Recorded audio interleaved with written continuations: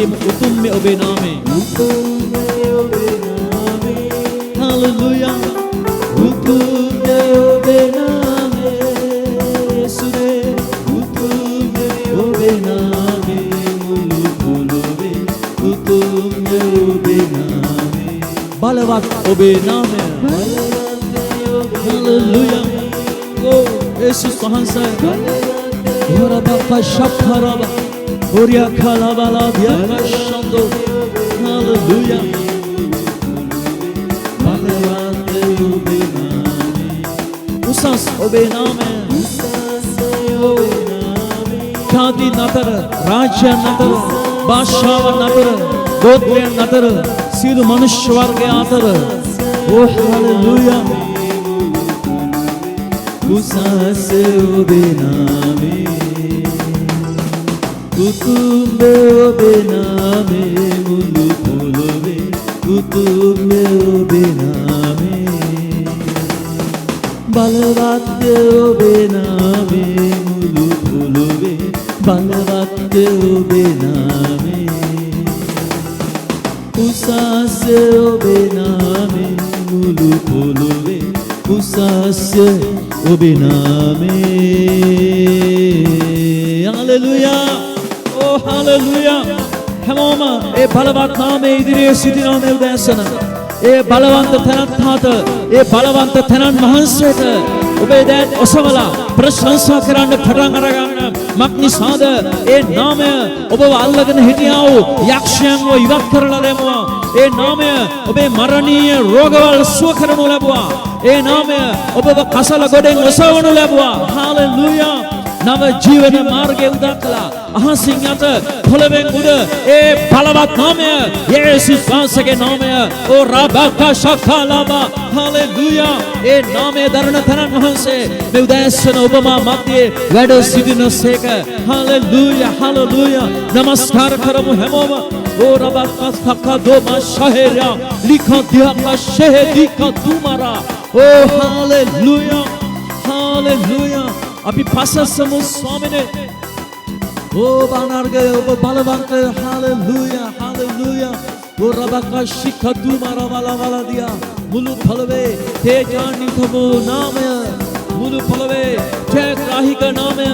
ඕ ස්වාමිනේ අපට ගැලවීම දුන්න එකම නාමය.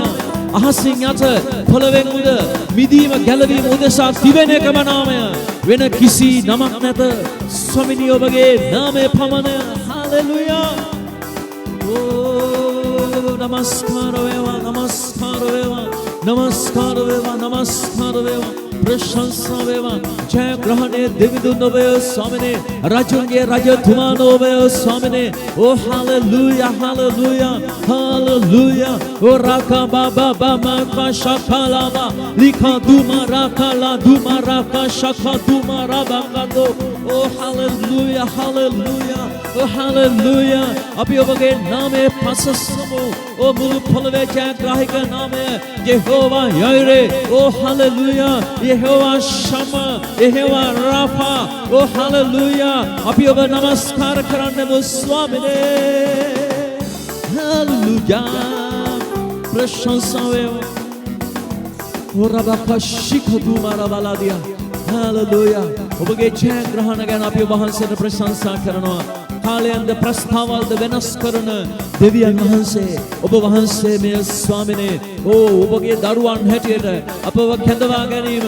අපි ලැබූ මේ ලෝකයේ විශාලතම වාග්යවන්තකමයි ස්වාමිදානනේ ඔබ දැන හැඳින ගැනීම ඕ ස්වාමිනේ අපි ඔබට ස්තුතිවන්ත වෙනවා මෙව් කරුවාව දැක ගන්නට හඳුනා ගන්නට ඒ වගේම දිනක දැක ගන්නට ඔබ වහන්සේ අපිව තෝරාගෙන තිබෙන නිසා ඕ හාලෙලුයා අඳුරෙන් විශ්වපත් ආලෝකයට අප කැඳෙව්වා ඔබ වහන්සේ ඔබගේ උත්සාහයන් අප තුල දක්වන පිණිස අප රාජකීය පූජකයන් ලෙස ආලේප කළා ඔබ වහන්සේ සන්තක සෙනගක් හැටියට අපව ස්ථීර කළා ශුද්ධ වූ ජාතියක් හැටියට අපව නියම කළා ස්වාමිනේ අපි ප්‍රශංසා කරනවා අපි ස්තුති කරනවා ඕ හalleluya hallelujah hallelujah ඔබේ නාමය බල සම්පන්නයි ඔබේ නාමය ශ්‍රේෂ්ඨයි ඔබගේ නාමය ජයග්‍රාහිකයි ඒ නාමයෙන් අප කැඳවූ තැනැත්තා ඔබය ස්වාමිනේ ඕ ප්‍රශංසා වේවා ප්‍රශංසා වේවා ප්‍රශංසා වේවා ප්‍රශංසා වේවා. ඒ බලවතානන්ට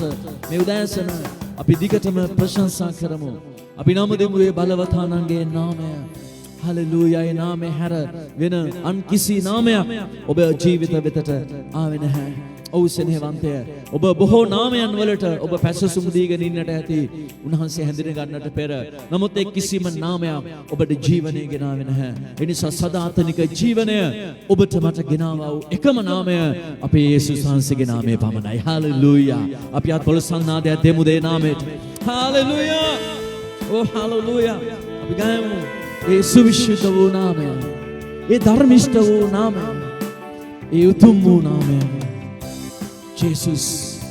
ඒ නාමය මුළු ආත්මයෙන් සැබෑකමෙන් නාසී දෙවි.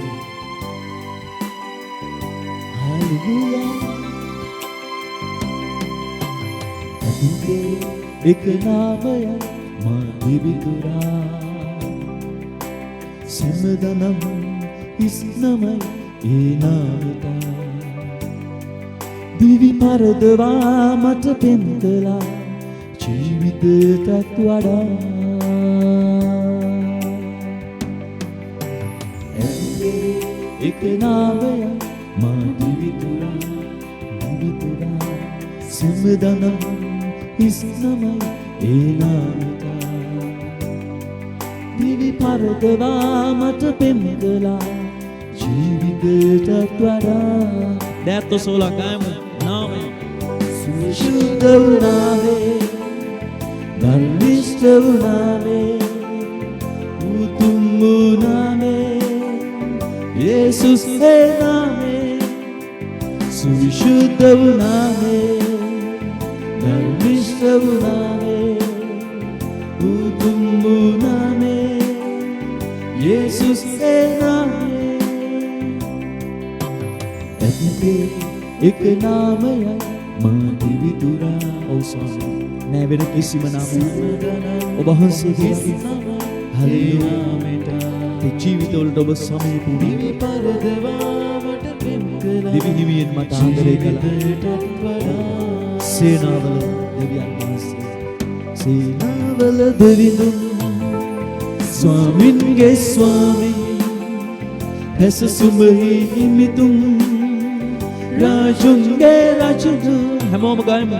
සේනාවල දෙවිඳුන් ආමේන් ස්වාමින්ගේ ස්වාමී හැසසුමෙහි හිමිතුන් රාජුන්ගේ රාජු. සුවිශුද්ධ වූ නාමය,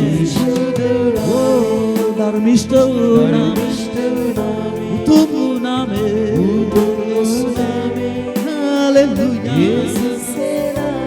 සුවිශුද්ධ වූ නාමය, ධර්මිෂ්ඨ වූ නාමය, උතුම් වූ නාමය යේසුනේ ඔබගේ නාමය.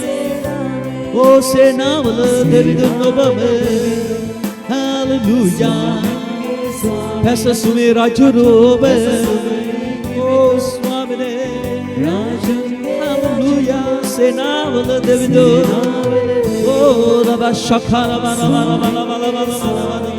Oh, පැසසුමෙහි හිමිතුමානෝ රබනියකෂෝ.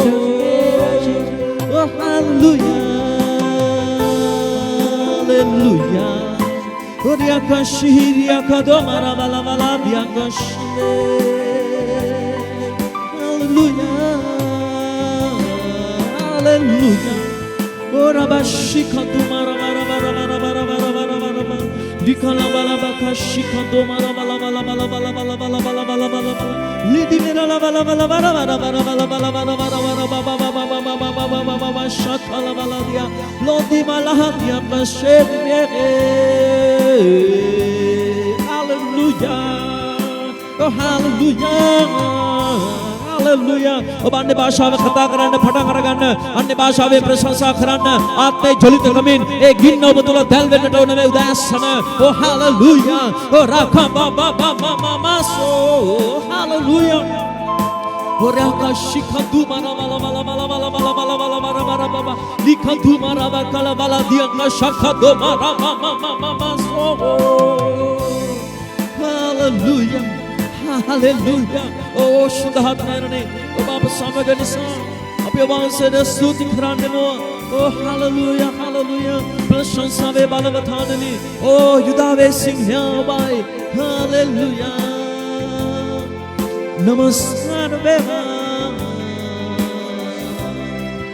යේසුවේ.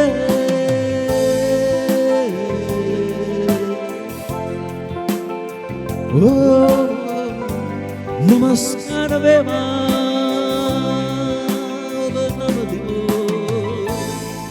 Mage swamine jeevane adipatiyane veda sitina uthana thobai. Oh, hallelujah. El Shaddai Elohim Jehovah oba namadimu. Hallelujah. Ora shando lidimase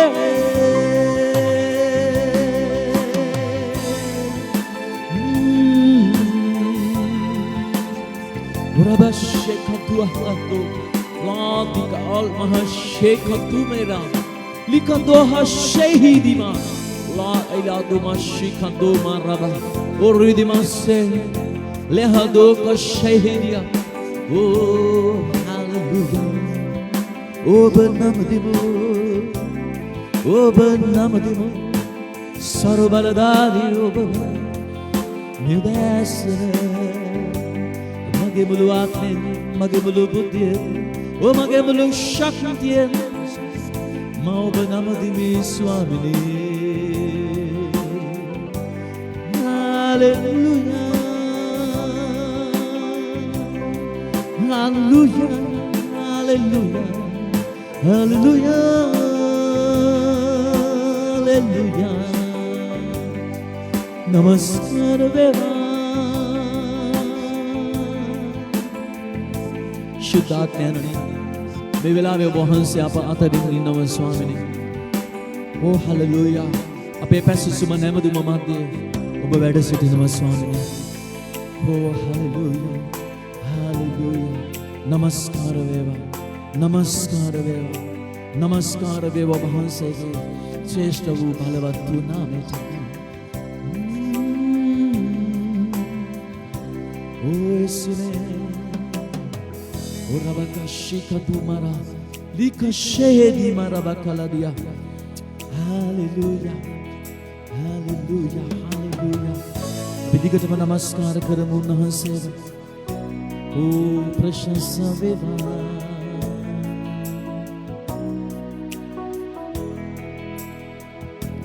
Namadimi, namadimi, mage de osavami. Mulu lobata vada mamadare obataye. Osavami, osavami, mage de osavami. Utumbu usansu deridu. Hamoma kaim namadimi, namadimi. Oh, meu dansana mulu atmen mage de oh swami. Mulu lobata vada mamadare obataye. Osavami, osavami, mage de osavami. Utumbu usansu deridu. Jesus te nama balvanta hai. Jesus te nama usasmai. Jesus te nama anagai. Jesus te nama atishuddhai.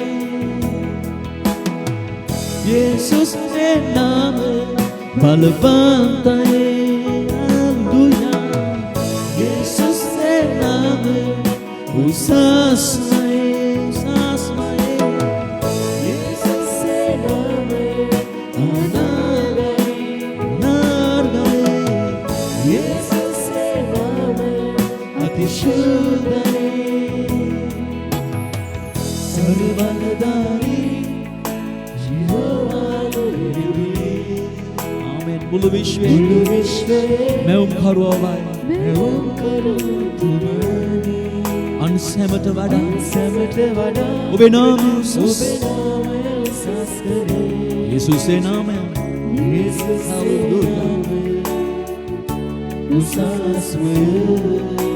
නමදිමි කියලා දෑත් ඔසෝම හැමෝම නමදිමි මගේ දෑත් ඔසවමි ඔබට වඩා මම ආදරේ ඔබටයි ඕ ස්වාමී වෙන කෙනෙක් නෑ අපේ ජීවිතයේ සමග ඕ අපේ ප්‍රේමය අපේ ආදරේ ඔබට යේසුනේ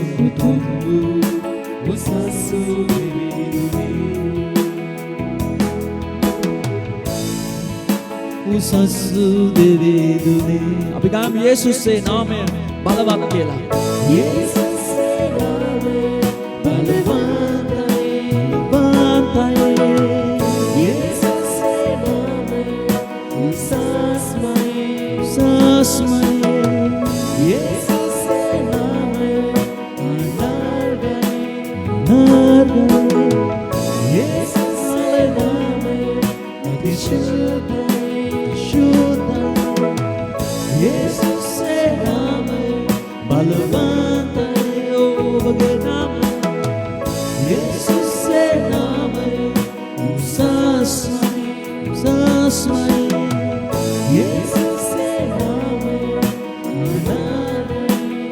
අනර්ගයි යේසුස්ගේ නාමය අතිශුද්ධයි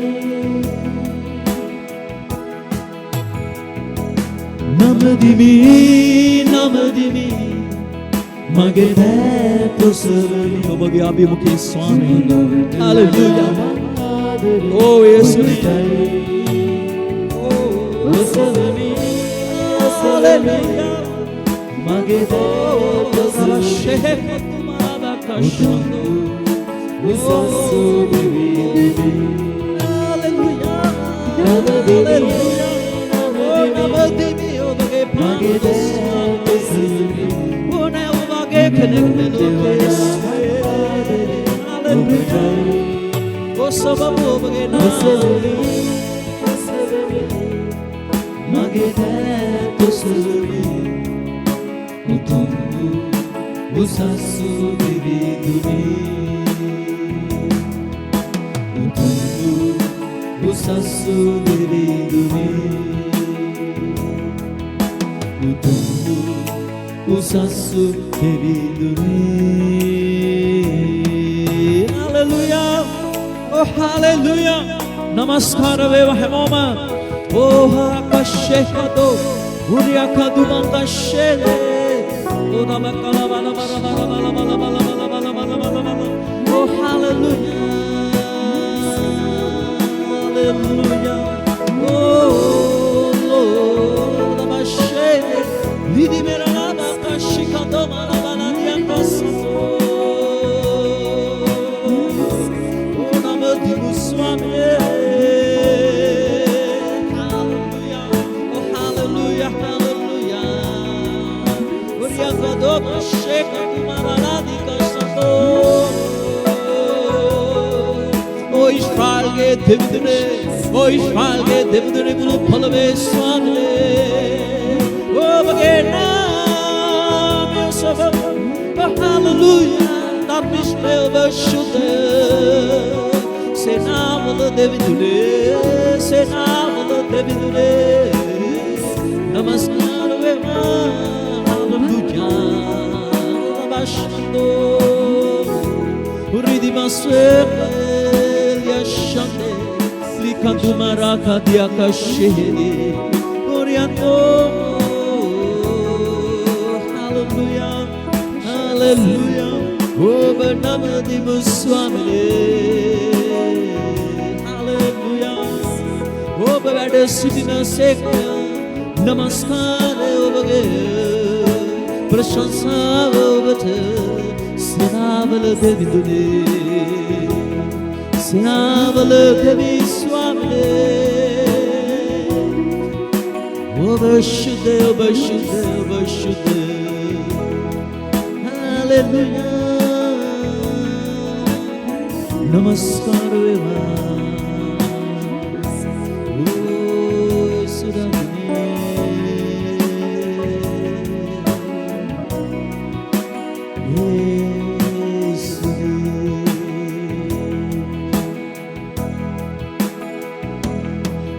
නමදිමි නමදිමි මගේ දෑ ඔසවමි මුළු ලොවට වඩා මම ආදර ඔබට හලෙලුයා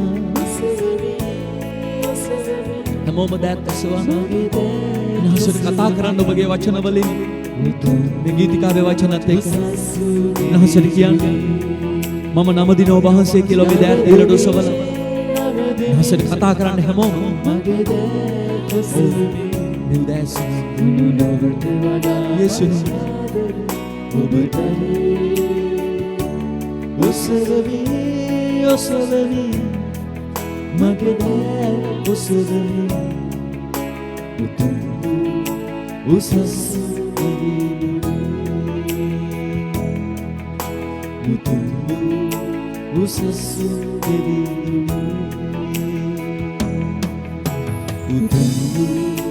උසස් ජේසුනි උතුම් උසස් ශුද්ධයි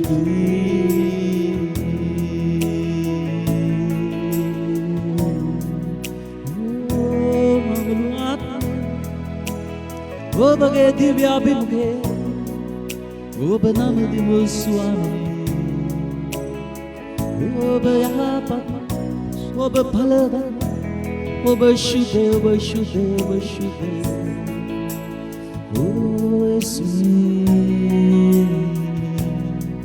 ශුද්ධාත්මික දෙවි සමිඳුනේ නමස්කාර වේවා නමස්කාර වේවා නමස්කාර වේවා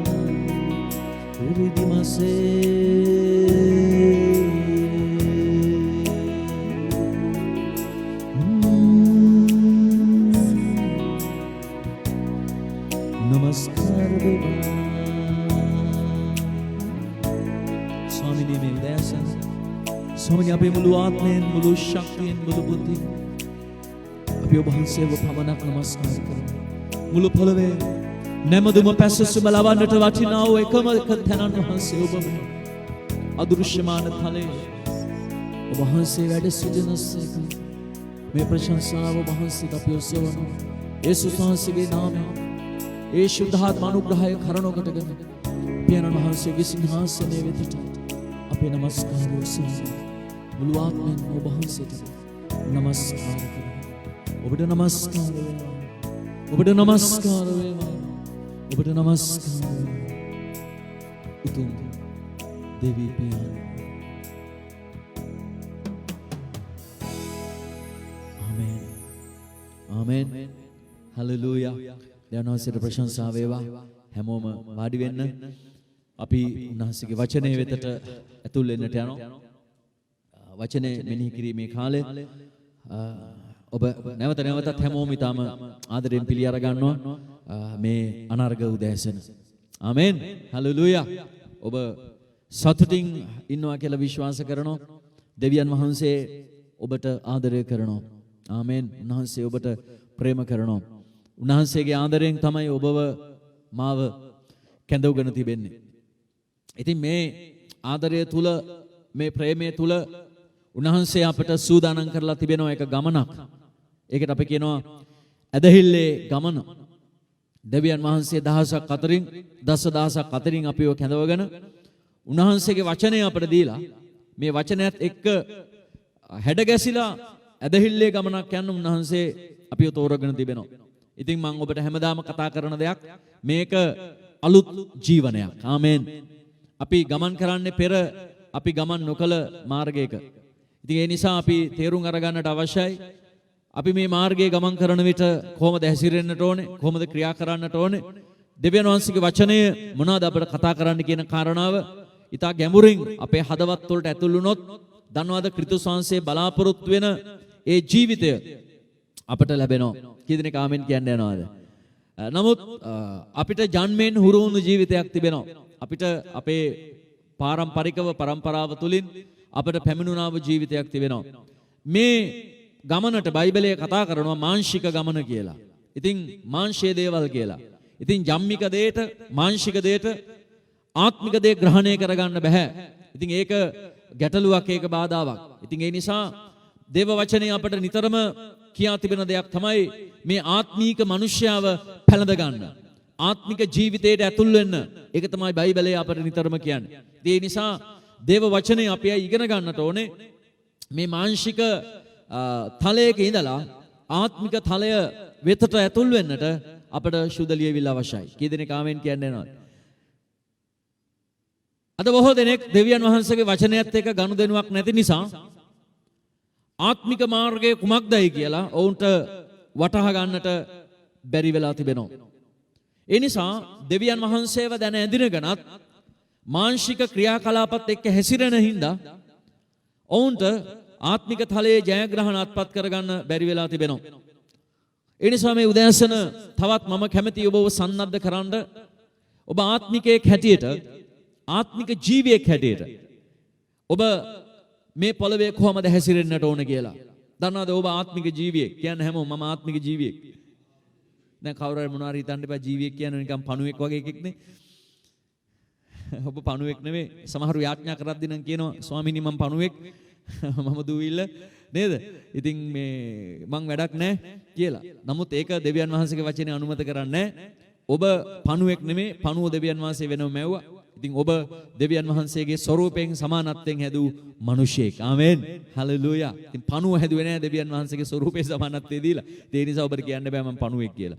නමුත් මම ඔබට කියන්න කැමතියි මේ උදෑසන ඔබ ආත්මික ජීවියෙක්. ආමෙන්.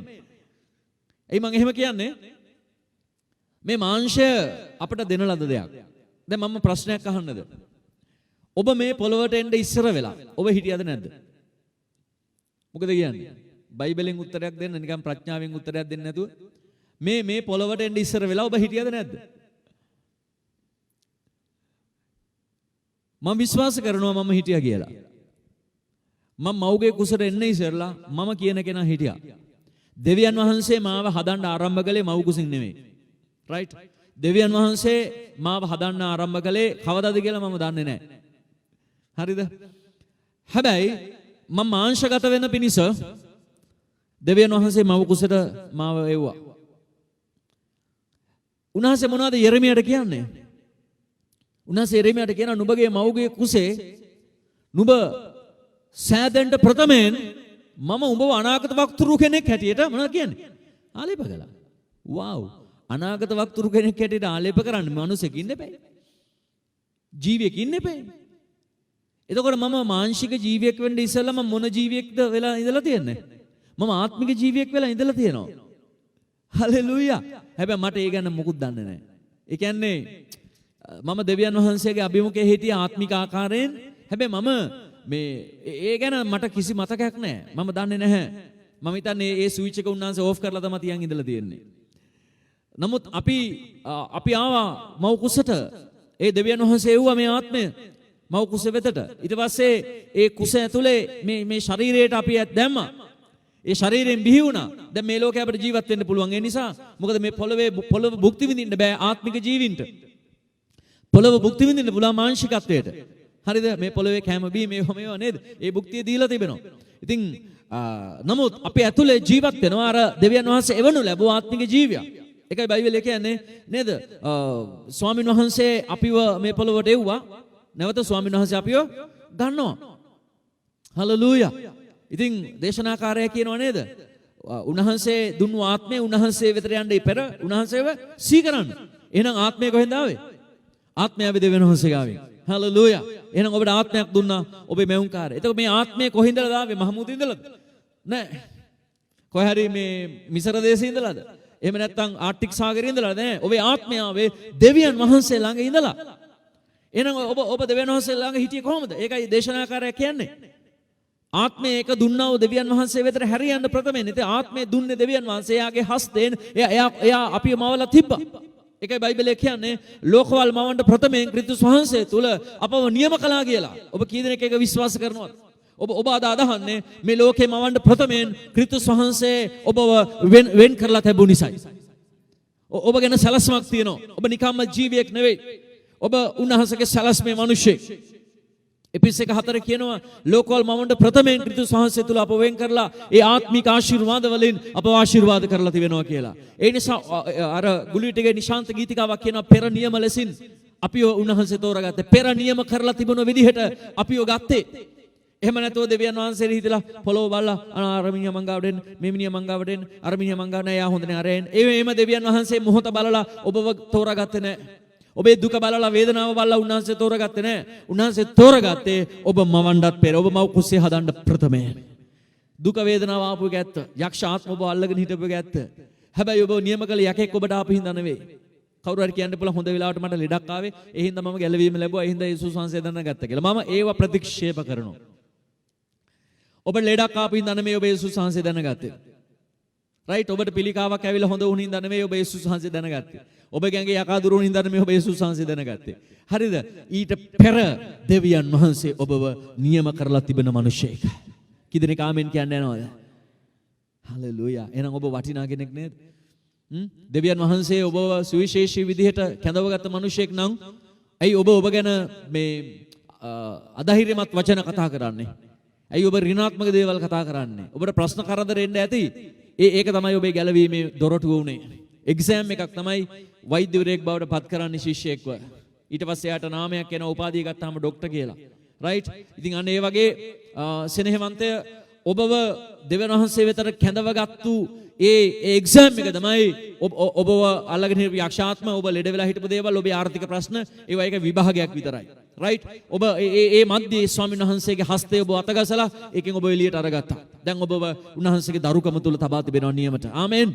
හලෙලූයා. ඒ නිසා ඔබ දැන් දෙවියන් වහන්සේගේ දරුවෙක්. කියන්නේ මම දෙවියන් වහන්සේගේ දරුවෙක්. ඒක නිකම්ම නෙවෙයි ඒක කියන්න ඕන ටිකක් ආඩම්බර මම දේව දරුවෙක්. ආමෙන්.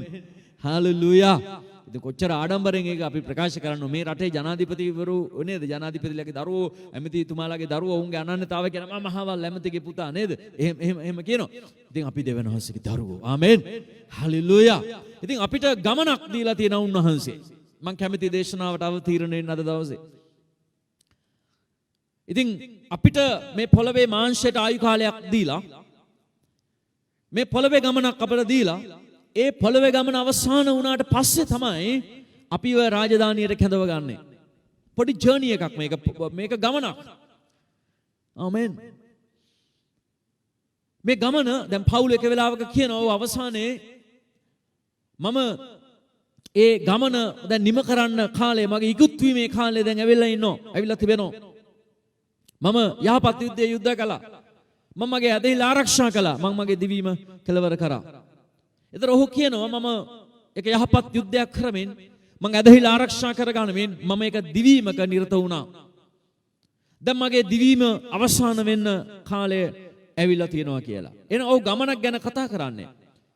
ඔහු නැවතත් කතා කරමින් කියනවා මම පසුපස තිබෙන දේ බලන්නේ නැතුව මම ඉදිරියේ තිබෙන දේවල් දෙස බලමින් ක්‍රිස්තුස් වහන්සේගේ ඒ කැඳවීමේ දිනුම්පල කරා මම දුවමින් ඉන්නවා කියලා.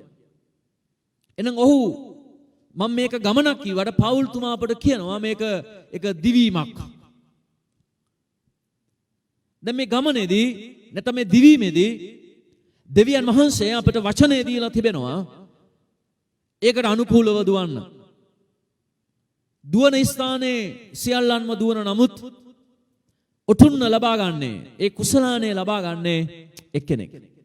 අපි දන්නවා ගොඩක් තරඟාවලිය වලට දහස් ගණන් ඉදිරිපත් වෙනවා. නමුත් අවසානයේ දිනුම් කණුව පසු කරන්න ඊටාම කීප දෙනෙක්. ඔබ දන්නවද ලංකාවේ තමයි ඉන්නේ හිටියේ ලෝකේ හොඳම පරාජිතයා. කවුරු හරි දැන් ඔබ කියන්න එපා ශ්‍රී ලංකා ක්‍රිකට් ටීම් එක කියලා. හරිද?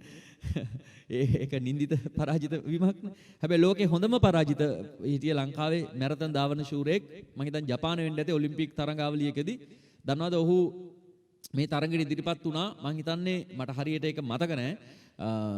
ඔහුට තිබුණා මේ මැරතන් තරඟාවලියට මේ ක්‍රීඩාංගණයේ වටා අපි කියමු වට 20ක් විතර දුවන්න. වට 20ක් විතර. ඉතින් මේ දුවගෙන යනකොට ලෝකේ ගොඩක් දක්ෂ තරඟකරුවෝ මේකට ඉදිරිපත් වෙනවා. ඔබ දන්නවා ඔලිම්පික් කියලා කියන්නේ සෙල්ලමක් නෙවෙයිනේ.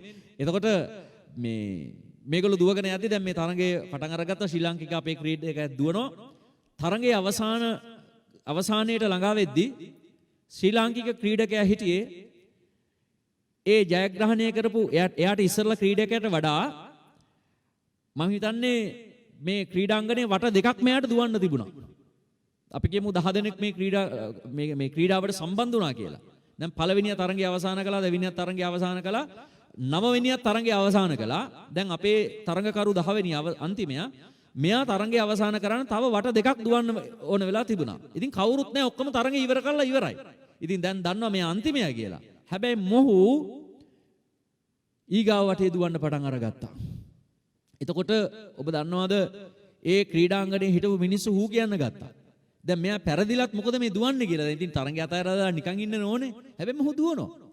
වතුර බෝතල් ඒ ක්‍රීඩාංගණයට විසි කරන්න පටන් අරගත්තා. හූ කියන්න පටන් අරගත්තා.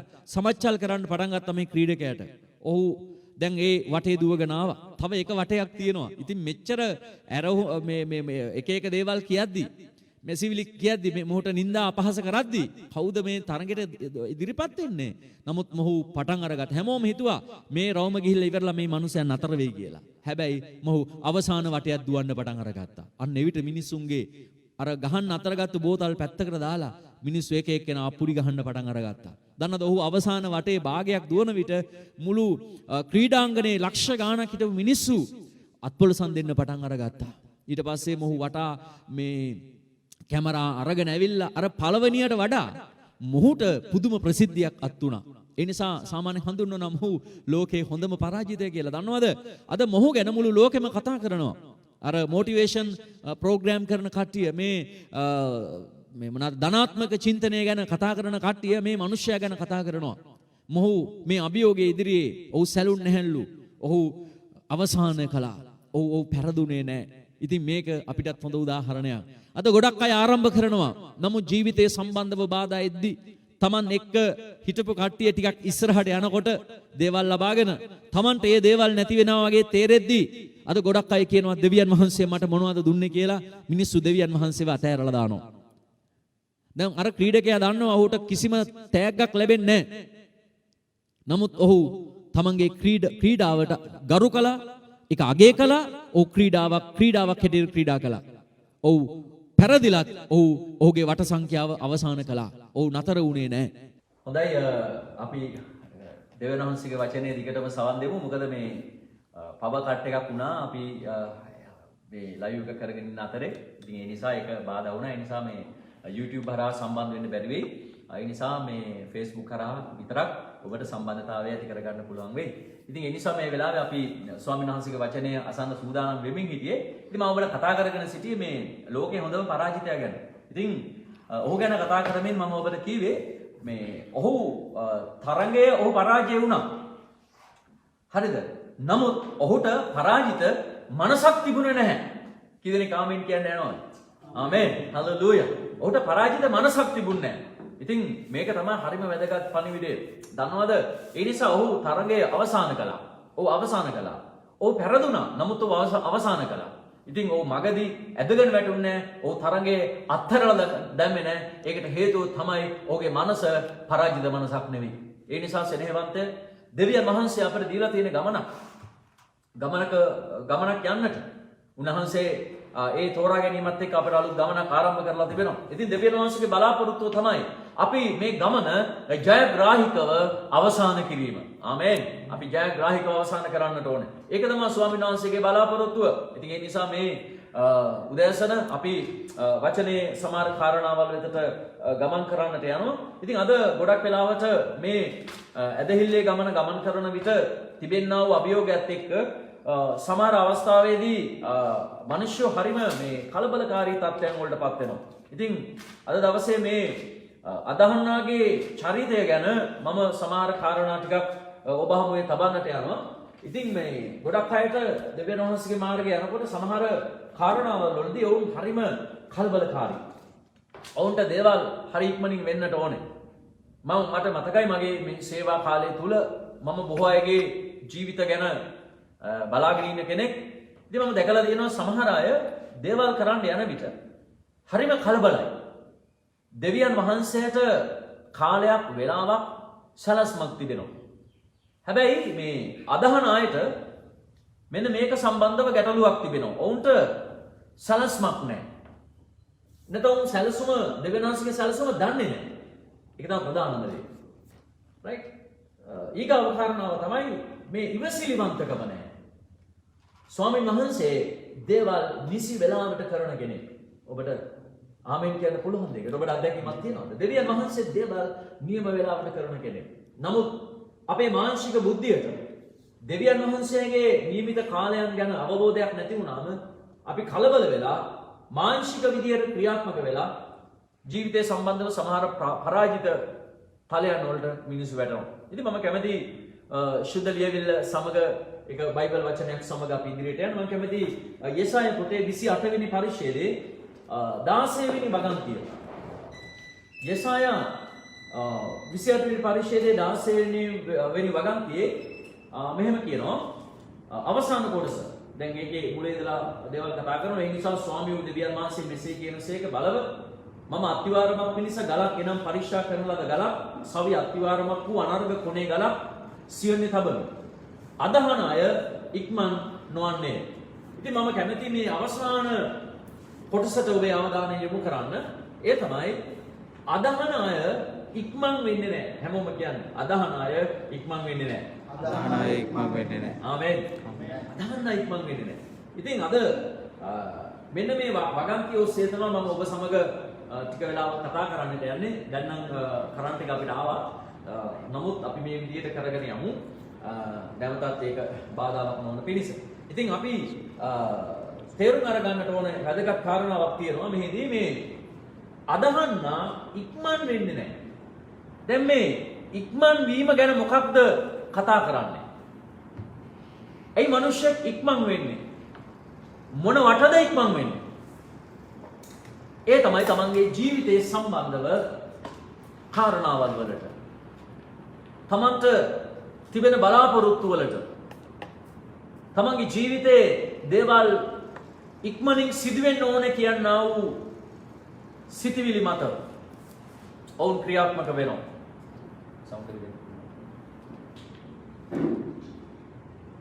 ඒ නිසා අපි දකිනවා මනුෂ්‍යයන්ගේ ජීවිතවල මේ ඉක්මන්කාරී ස්වභාවය, කලබලකාරී ස්වභාවය නිසා ඔවුන් දෙවියන් වහන්සේගේ සැලසුම වෙතට හරියාකාරව ඇතුල් වෙන්නේ නැහැ.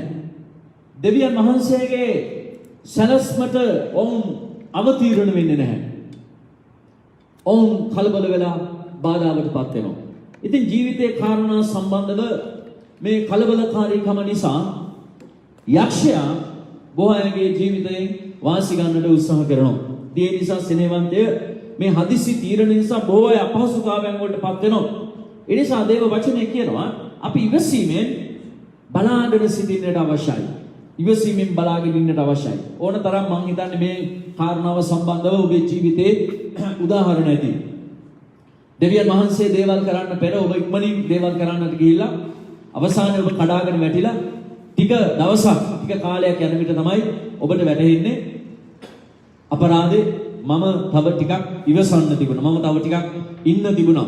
දෙවියන් වහන්සේ හොඳ දෙයක් මගේ ජීවිතයට සිදු කරන තුරු කියලා. නමුත් ගොඩක් වෙලාවට මේ ඉක්මන්කාරී ස්වභාවය නිසා සමහර මිනිස්සු ඇති කරගන්න වැරදි හදාගන්න පුළුවන්. හැබැයි සමහර තීරණ ජීවිතේ කවදාවත් හදාගන්න බැරි තීරණ බවට පත් වෙනවා. ඒයි ඉක්මන්කාරීකම. ගොඩක් වෙලාවට දැන් අපි ජීවිතයේ සම්බන්ධව සමහර පැත්තක් බැලුවොත් හොඳ උදාහරණයක් විවාහය. right? විවාහය. දැන් විවාහය කියන මාතෘකාව අපි බලන විට ගොඩක් වෙලාවේ හරි ඉක්මනට සමහරු විවාහයට ඇතුල් වෙනවා. දැන් ඊයේ එක පවුලක් මාව මුණ ගැසෙන්නට ආවා. ඒ දරුවට අවුරුදු දැන් 18යි. අවුරුදු 18යි. ආවේ ඒකේ ස්වයං පුරුෂයත් එක්ක. හොඳද? ඉතින් ස්වයං පුරුෂයාට මම හිතන්නේ 24ක් විතර වයස. 23ක් කර 24ක් කරේ. ඒ දරුවට අවුරුදු 18යි. ආවේ එයාගේ දරුවගේ අසනීපයකට යාඥා කරගන්න ඒ දරුවට අවුරුදු 1කමාරයි. right? දැන් අම්මට අවුරුදු 18යි දරුවට අවුරුදු 1කමාරක් වෙනවා. එතකොට දැන් හිතන්නකෝ 16 16 විතර මෙයා මේ විවාහයට ඇතුල් වෙලා තියෙනව නේද? දැන් අවුරුදු එකමාරක දරුවෙකුත් ඉන්නවා. ඒ දරුවාට හුස්ම ගන්න බැරි අපහසුතාවයක් නිසා යාඥා කරගන්න මේ දවසේ පැමිණියා. ඉතින් හරි පුදුමයි. ඉතින් මේගොල්ලෝ මේ අය තරුණ කාලේ මේ ගත්ත තීරණ දැන් ඔවුන් හොඳට ඉන්නවා. මම දන්නේ ඉදිරි අනාගතයේ තුල මොකද්ද වෙන්නේ නැහැ. දෙවියන් වහන්සේත් එක්ක හිටියොත් හොඳයි. දෙවියන් වහන්සේවත් අත්හැරලා දැමුවොත් ඔවුන්ගේ මේ තීරණ ඔවුන්ගේ ජීවිතවලට මොන වගේ බලපෑමක් කරන්න යාවිද කියන කාරණාව උන්වහන්සේ තමයි දන්නේ. ඉතින් ඒ නිසා ගොඩක් අය මේ ඉක්මන් වෙලා ගන්න තීරණ මත ජීවිතයේ සම්බන්ධ කාරණාවල් වලදී බොහෝ බාධාවල් වලටපත් වෙනවා. අනතුරු වලටපත් වෙනවා. දැන් මේ වගේ දේවල් ආයෙ හදා ගන්න බෑ. නේද? අවුරුදු 18 විවාහ වෙලා දරුවෙක් ඉපදලා ඒ වගේ දේවල් සිදු වෙලා ඊට පස්සේ දැන් අවුරුදු 25ක් විතර යනකොට ආයෙ එයා කසඩපදින්නද නේද? එයාගේ කාලය කොහමද? එයාට දේවල් තේරෙන විට මම මේ විවාහ වුණේ මොන වගේ පුරුෂයෙක් එක්කද? එයා මොකුත් දන්නේ නැහැ. ඒ කිසිවක් දන්නේ නැහැ. නිකන් අර හිතවල ඇති වෙන ආසාවල් තෘෂ්ණාවල් වලට හිතේ මේ මානසික තීරණ අරගෙන වැඩ කරලා අවසානයේ එයා ඒ යුග දිවිය ගත කරන්න යන විට එයා දවසක ඒ ස්වාමි පුරුෂයාගේ දේවල් දකිද්දී එයා ගොඩක් අධෛර්යමත් වෙන්න පුළුවන්, කලකිරෙන්න පුළුවන්. අයියෝ මට මේ මොකද උනේ කියලා. ඉතින් ඒ නිසා සමහර තීරණ ඉක්මන් වෙලා ගන්න දේවල් සඵල වෙන්නේ නැහැ. සාර්ථක වෙන්නේ නැහැ. මම තව වචනයක් විතර ඔබේ අවධානය යොමු කරන්නම්. හිතෝපදේශය 20 වෙනි පරිච්ඡේදයේ 21 වෙනි වගන්තිය මට ඒක පොඩ්ඩක් දෙන්න පුළුවන් එකක් කියන්න පුළුවන්. හිතෝපදේශය 20 වෙනි පරිච්ඡේදයේ 21 මොනවද කියන්නේ? මුලදී ඉක්මනින් ලබා ගන්න උරුමය කෙලවරදී සඵල නොවන්නේය. මුලදී ඉක්මනින් ලබා ගන්න උරුමය කෙලවරදී සඵල නොවන්නේය. ඉතින් මේක ගොඩක් ගැඹුරක් අපිට කතා කරනවා. මේ ඉක්මන් වෙලා ලබා ගන්නා වූ දේවල් අවසානයේ ජීවිතේ සාර්ථකත්වයට, ජීවිතේ සඵලත්වයට ගෙනියන්නේ නැහැලු. මොහොතක් ඔබේ ජීවිතය ගැන කල්පනා කරලා බලන්න. ඔබ ගැලවීම ලැබුවට පස්සේ කාරණාවල් වෙනස් වෙලා ඇති. නමුත් ඔබ ගැලවීම ලබන්නට පෙර ඔබේ ජීවිත ගමනේ තිබුණු කාරණාවල්, ඔබ ගත්ත තීරණ ඔබට සාර්ථකත්වයේ ගෙනාවද? කල්පනා කරන්න. ලෝකෙත් කතාවක් තියෙනවා. මොකද්ද? පනින්නට ඉස්සෙල්ලා මොනවද කියන්නේ? හිතලා බලන්න. මොකද වෙන්නේ කියලා. පැන්නට පස්සේ අතපය කැඩුණාට වඩා එහෙම නේද? පයින් ඉස්සර වෙලා මොකද වෙන්නේ කියලා හිතලා බලන්න. දෙයක් කරන්නට ඉස්සලා කල්පනා කරලා බලන්න. ඒකයි දේව වචනේ අපිට අවස්ථාවක් දෙනවා දෙවියන් වහන්සේ. මේ මුලදී ඉක්මනින් ලබා ගන්න උරුමයක් කෙලවරදී ඒක සාර්ථකත්වයට ගේන්නේ නැහැ. හදිස්සි වෙලා ඉක්මන් වෙලා මිනිස්සු තමන්ගේ ජීවිතේ සම්බන්ධව ගන්නා වූ තීරණ, කතා කරනා වූ වචන අවසානයේ ඔහුගේ ජීවිතේට ගොඩක් අසාර්ථකකම් ගේනවා. මට ගොඩක් අය හම්බ වෙලා තියෙනවා. ඒ වගේ අය මොකද අපිට ප්‍රශ්න තියෙන අයමනේ හම්බ වෙන්නේ. මේගොල්ලෝ කියලා කතා කරලා කියලා තියෙන දේවල් තමයි මම මේ වගේ තීරණයක් ගත්තා. මම ඒ වෙලාවේ ඒක හොඳයි වගේ දැක්කා. නමුත් ඒ තීරණය මගේ ජීවිතේට ලොකු විනාශයක්, ලොකු බාධාවක්, ලොකු වේදනාවක් මට ඇති කරලා තියෙනවා. ඉතින් සමහර වෙලාවේ සමහර අයට ඒ තීරණ වලින් නිදහස් වෙන්න අවස්ථාවක් තිබුණා. නමුත් සමහර අයට ආපහු හැරෙන්න බෑ. ඒත් එක්කම ජීවිත කාලය උට ගත කරන්න සිදු වෙලා තිබෙනවා. ඉතින් ඒක කොපමණ අභාග්‍ය සම්පන්නද? ඒ නිසා දෙවියන් වහන්සේගේ වචනය අපි දැනගෙන ගමන් කරන එක හරිම වැදගත්. දැන් මට ඔබට මෙහිදී මෙහෙම දෙයක් කියන්න පුළුවන්. දැන් ඔබ ගත්ත සමහර තීරණ නිසා මේ වර්තමාන කාලයේ ඔබ ඒ ගැනම හිතමින් වද වෙනවට වඩා ඔබට ජීවිතේ අලංකාර කරගන්න මෙන්න මේ වගේ තැනකට ඔබට ඇතුල් වෙන්න පුළුවන්. ඒ මොකක්ද? ඒ තමයි දෙවියන් වහන්සේගේ සැනසෙල්ල වෙතට. ඒ වගේම ඔබ ඒ තීරණ තුලින් දැන් කඩාගෙන වැටලා තිබෙනවා නම් ඔබගේ යාඥාවල් හරහා ඔබට පුළුවන් දෙවියන් වහන්සේගෙන් යම් කරුණාවක් ඒ උදෙසා ලබා ගන්නට. මොකද උන්වහන්සේ දයාවන්ත දෙවි කෙනෙක්. කීදෙනෙක් ආමෙන් කියන්නේ නැනවද? ආමෙන්. හලෙලූයා. උන්වහන්සේ අත්නාරින කෙනෙක්. අපි දන්නවා අපි දේව වචනේ හාගාර්ගේ ජීවිතය අරගත්තොත් ඈ ගැන මම දැන් දෙවියන් වහන්සේගේ තීරණයට මට මම මොනවද කතා කරන්නේ දෙවියන් වහන්සේගේ තීරණත් එක්ක. මට ඒවා හිතන්නවත් බැහැ. හැබැයි අපි හාගාර්ගේ ජීවිතය ගැන වෙනම අරගත්තොත් බයිබලයෙන් අපි දැක්කොත් හාගාර්ට වුණු සිද්ධිය මොන වගේ දෙයක්ද? අපි ආබ්‍රහම් ඒ වගේ ආබ්‍රහම්ගේ කැඳවීම මේ ආබ්‍රහම්ගේ වංශයේ ඊශ්‍රායල් සෙනග ගැන ඒක හරි. ඒක දෙවියන්සේගේ ප්ලෑන් එක. නමුත් මම කතා කරන්නේ හාගාර් කියන ගෙදර වැඩ කරගෙන හිටියා වූ කාන්තාවක්. එයා තමන්ගේ ස්වාමියාට අවංකව වැඩ කළා. කිසිම වරදක් කළේ නැහැ. කිසිම ආකාරයෙන් ස්වාමියාට පීඩාවක් ඇති වෙන විදිහට එයා ක්‍රියා කළේ නැහැ. ඇගේ ස්වාමි දුවත් එක්ක නැත්නම් සාරා එක ඒ ගෙදර දොරේ වැඩ කරමින් සම්පූර්ණ සහයෝගය දුන්න මුළු හදවතින්. නමුත් ඈ හිතුවත් නැති ඈ හීනකින්වත් බලාපොරොත්තු වුණා නැති යෝජනාවක් ඈට දවසක ආවා. ඔබ දන්නවනේ යෝජනාව මොකක්ද කියලා නේද? ඒක ආවේ තමන්ගේ ස්වාමි දුවගෙන්. ගෙදර වැඩ කරන නෝනාගෙන් නේද? ගෙදර නෝනාගෙන් ආවේ. තමන්ගේ ස්වාමි දුවගෙන්. දැන් බොස්ගෙන් ආවනම් ඒක මොකක් හරි වෙනකොට නමුත් මේ ආබ්‍රහම්ගේ නෝනා කතා කරලා කියනවා මේ හාගාරට ඔබ මගේ ස්වාමියාත් එක්ක සැතපීලා දරුවෙක් ඇති කරලා දෙන්න කියලා. දැන් හාගාර්ගේ පැත්තෙන් අපි මේ කතන්දරය බැලුවොත් ඈ මොන වගේ අසාධාරණකමකට ඈපත් වෙනවද? මේක දෙවියන් වහන්සේගේ තීරණයක් නෙවෙයි. දැන් අපි දන්නවා මේ හේතුව නිසා අවුරුදු 13ක් විතර දෙවියන් වහන්සේ ආබ්‍රහම් එක්ක කතා කරන්නේ නැහැ. ආබ්‍රහම්ට මඟ පෙන්වන්නේ නැහැ. අවසානයේ අවුරුදු 99 දී තමයි දෙවියන් වහන්සේ ආබ්‍රහම්ට නැවත කතා කරන්නේ. 86 දී මේ සිද්ධිය වෙනවා. අවුරුදු 13ක් දෙවියන් වහන්සේගේ හඬ ඔහුට පැමිණෙන්නේ නැහැ. ඇයි? ඔව් කල මේ ඔව් භාර්යාවගේ හඬ නැහුම්කම් දීලා බයිබලයේ අපිට පැහැදිලිවම කියනවා ආබ්‍රහම් තමන්ගේ භාර්යාවගේ හඬ නැහුම්කම් දීලා මේ හාගාර සමග ඉඳලා අවසානයේ මේ ඉස්මායිල් කියන දරුවව බිහි කර ගන්නවා. එතකොට හාගාරගේ පැත්තෙන් අපි බලන විට මොනතරම් අසාධාරණකමකටපත් වුණාද? දැන් මේ තීරණය ආබ්‍රහම්ගේ නැත්නම් සාරගෙන් ආපු මේ තීරණය ඇගේ ජීවිතයට ලොකු ගැටලුවක් වුණා. දැන් ආබ්‍රහම්ගේ දරුවෙක් ඇගේ කුසින් බිහි කරනවා. නමුත් ඇයට එහෙමනම් ඒ අය ඒ නෝනායි මහත්තයයි උදේට සහකන්න ඕනේ. නමුත් ඊට පස්සේ ඒගොල්ලන්ට නෝනාටයි මහත්තයටයි දරුවෙක් හම්බ වෙනවා. මම කතා කරන්නේ හාගාර්ගේ පැත්තේ ඉඳලා. රයිට්? ඒ නෝනාටයි මහත්තයටයි ඒගොල්ලන්ගෙන් දරුවෙක් හම්බ වෙනවා. ඒ වෙලාවේ මොනවද සිදු වෙන්නේ? මේ හාගාර්ට කෙනෙහිලිකම් සිදු වෙනවා. අවසානයේ ඇයට සිදු වෙනවා මේ ගෙදරින් එළියට යන්න. මේ දරුවත් අරගෙන. ඔබ දන්නවා බයිබලයේ කියන බේර්ෂෙබා වනයේ මංගුලා වෙනවා. ඇයට යන්නේ මන් නැති වෙනවා. මේ දරුවාට කන්න කැම ටිකක් නැති වෙනවා. අර ඒ ආබ්‍රහම්ගේ ගෙදරින් එද්දි ගෙනාවා වූ රොටි ඔක්කොම පුස්කාලා තිබුණා. වතුර ටිකක් නැති වුණා. දරුවාට කිරි දෙන්න විදිහක් නැහැ. මේ අම්මට කැම ටිකක් නැහැ.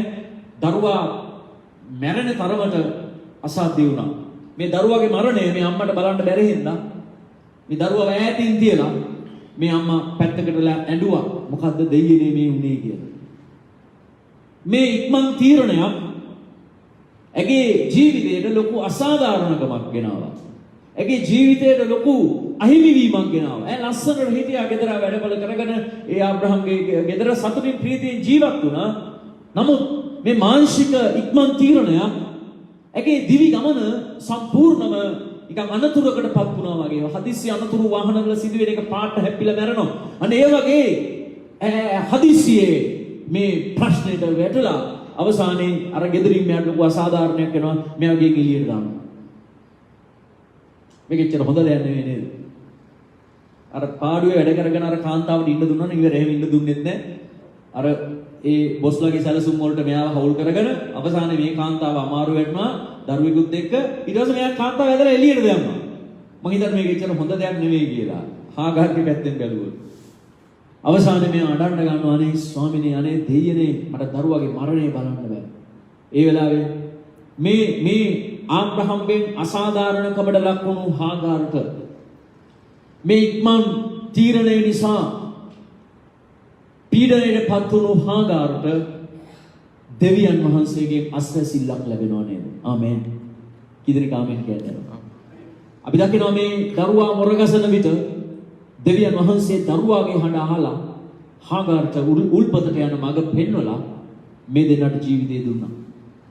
ඊට පස්සේ දෙවියන් වහන්සේ හාගාරව සනසනවා මේ දරුවාගේ මම ඔබට වංශයක් දෙනවා. ඇයි මෙයා ලොකු අසාධාරණයකට පත් වුණු කෙනෙක්. ඉතින් මම ඒකයි ඔබට කතා කරන්නේ නාවේ සමහර විට ඔබගේ ජීවිතයේ සම්බන්ධව ඔබ ගැලවීම ලබන්නට පෙර ගත්තා වූ සමහර තීරණ මේ වර්තමානයේ වන විට ඔබගේ ජීවිතයට යම් ප්‍රශ්න ගැටලු බාධා ඇති කරගෙන තිබෙනවා නම් ඔබට බෑ දැන් ඒකෙන් ආපහු හැරෙන්න. ඔබට බෑ වෙනස් මාර්ගක යන්න. මම මේකට උදාහරණ ගන්න නැහැ. මම මේව කතා කරන විට ඒක ඔබට දැනෙන දේ ශුද්ධාත්මයන් වහන්සේ ඔබට කතා කළා. නමුත් දැන් මොකද්ද කරන්න තියෙන්නේ? දැන් මොකද කරන්න තියෙන්නේ? ස්වාමීන් වහන්සේගෙන් ඔබ සනසිල්ලක් ඉල්ල ගන්නට අවශ්‍යයි. ආමේන්. හලෙලූයා. එහෙම නැතුව ඔබට ජීවිතේ හැරෙන්න බෑ. හාගාරට නැවත අර ආබ්‍රහම්ගේ ගෙදර වැඩ කරගෙන හිටපු ප්‍රීතිමත් ජීවිතේ නැවත ලැබෙන්නේ නැහැ. ඒ කවදාවත් ඇයට ලැබෙන්නේ නැහැ. ඇය දන්නවා. නමුත් දෙවියන් වහන්සේ ඇයව අතහැරියේ නැහැ. ඇයට දෙවියන් සුපකාර කළා. ඒල් රොයි කියලා උන්වහන්සේ නාමයක් තිබ්බ. ඔබ දක්නා වූ දෙවි කෙනෙක්. ඔබ දක්නා වූ දෙවි කෙනෙක්. ඔව්. ඒ නිසා මේ උදෑසන මම ඔබට කියන්න කැමති දෙවියන් වහන්සේ ඔබව දකිනවා. කීදෙනෙක් ආමෙන් කියනවා. දෙවියන් වහන්සේ ඔබව දකිනවා.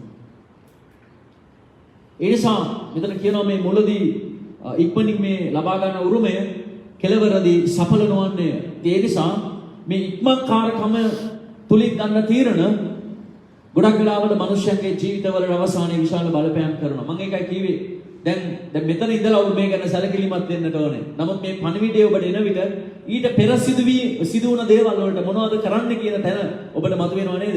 අන්න ඒකට තමයි මම ඔබ හාගාරගේ උදාහරණ ඔබ ඉස්සරහට ගෙනාවේ. මෙතෙක් ඔබට සිදු වුණු දේවල් වලට ඔබ යම් අසසිලක් යම් අනුග්‍රහයක් ස්වාමීන් වහන්සේගෙන් අත්පත් කරගන්න. එහෙම නැත්නම් ඔබ ඒ වේදනාවත් එක්ක ගමන් කරන්න එපා. මොකද ඔබ දැන් සදාකාලික මිනිසෙක්ව දෙවියන් වහන්සේ කැඳවලා තිබෙනවා. ඉතින් ඒ නිසා බයිබලයේ කියන ප්‍රීතිය, බයිබලයේ කියනා වූ ඒ ජයග්‍රහණ ඔබ මත එන්නට බාධාවක්. බයිබලයේ කියන සමාත දිව්‍යමය සුවය, දිව්‍යමය නිරෝගීකම ඔබ මතට එන්නට බාධාවක්. මොකද්ද බාධාව? ඔබේ මානසික වැටීම. ඔබ අතීතයේ තුල ජීවත් වීම. ඔබ අතීතයේ වැරදුණු ස්ථානත් එක්ක තවමත් හඬාගෙන වැටීම. ඒක ඔබේ දිවි ගමනට ලොකු බාධාවක් තිබෙනවා. මම මේ ළඟදී දැන් මම හිතන්නේ ළඟදී කියන්නේ එක පවුලක් ආවා මාව හම්බ වෙන්න. ඒකෙන් ඒ පවුල් දෙකක් ආවා. ඒ කියන්නේ දෙදෙනෙක් ආවා. එක තරුණියක් නැත්නම් එක කාන්තාවක් සහ එයාගේ අම්මයි තාත්තයි සහ එක තරුණයෙක් ආවා. මේ දෙනා විවාහ වෙන්න ලෑස්ති වෙලා. නමුත් මේකට ලොකු පසුබිමක් තියෙනවා. ඒ පසුබිම තමයි ඒ කාන්තාවගේ ස්වාමි පුරුෂයා ඇය සමග විවාහ වෙලා අවුරුදු 1.5 ජීවත් වෙලා අවුරුදු 3ක් ජීවත් වෙලා තිබෙනවා. 2.5 විතර කාලයක්.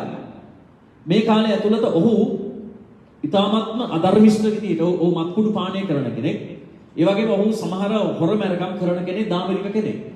ඉතින් මේ කාන්තාවට ගොඩාක් වද දීලා රෞද්‍ර විදියට සලකලා හැමදාම ඇයට පහර දීලා ඇගේ ශරීරය හැමතැනම තුවාල කරලා මේ වගේ වද දුන්න නිසා අවසානයේ මේගොල්ලෝ තීරණයක් කරන් තියෙනවා ඒ ආගෙන් ඈත් වෙන්න. ඊට පස්සේ ඒක නඩු දාලා ඒ පුද්ගලයාගෙන් දික්කසාද වුණා. ওই දික්කසාද නඩු යන අතරවාරේ තමයි මම හිතන්නේ ඒගොල්ලන් අපේ දේවමහෙට ඇවිල්ලා මේ ඒ ගැන යාඥා කරලා ඒ ප්‍රශ්නයෙන් මේගොල්ලෝ නිදහස් වුණා. මොකද ඒ තරුණයාගේ ලොකු කරදරයක් තිබුණා. නමුත් යාඥා කරන්න ගත්තට පස්සේ ඒ ප්‍රශ්නේ විසඳුණා, ඩිවෝර්ස් එකක් හම්බ වුණා.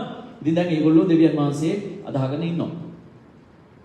දැන් මේතක දැන් ඒගොල්ලන්ට යෝජනාවක් ආවා ඒ කාන්තාවට නැවතත් මේ විවාහයකට.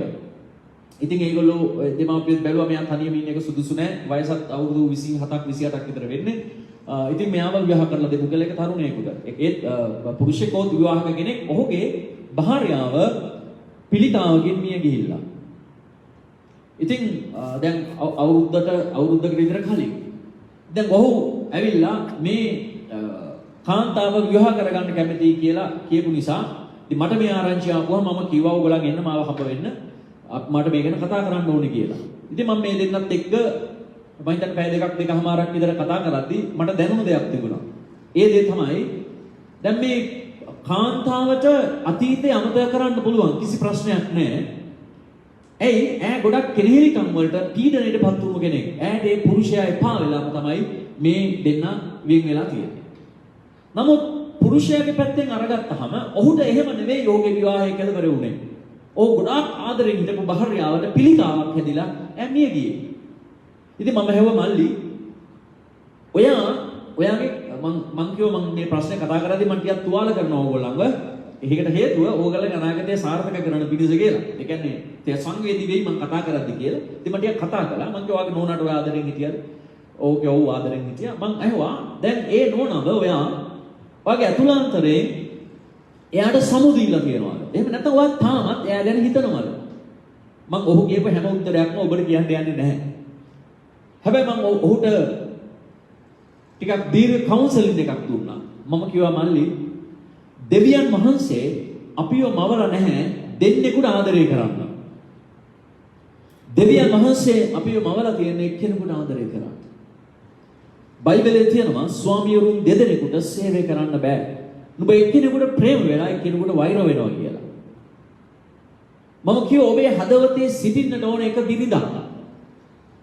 මම ඇහුවා ඔබ දැන් විවාහයකට ඇතුල් වෙන්නට අරමුණු කළේ ඇයි?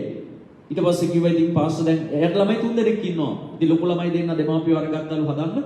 දැන් මෙයත් එක්ක ඉන්නවා අවුරුදු 3ක විතර පුතෙක්.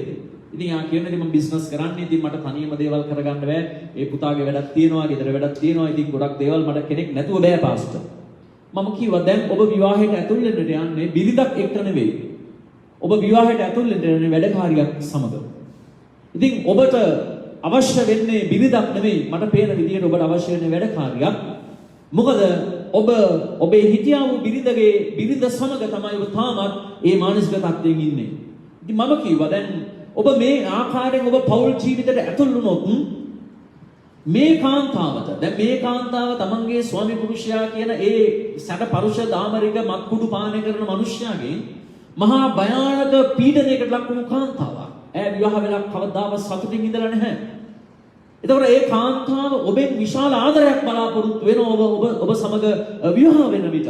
හැබැයි ඔබ මිය ගියපු කාන්තාව ගැන හදවතේ තියාගෙන ඔබ ගෙදර වැඩපොළ ටික කරගන්න, දරුවෝ බලා ගන්න, කෑම උයා ගන්න, එතකොට රෙදි ටික හොද ගන්න මේ කාන්තාව විවාහ කරගන්නවා. මං ඇහුවා මේ විවාහ ජීවිතේ සාර්ථක වෙයිද මල්ලි කියලා. ඔව් බී බලාගත්තා. ඔව් ටිකක් කල්පනා කරා.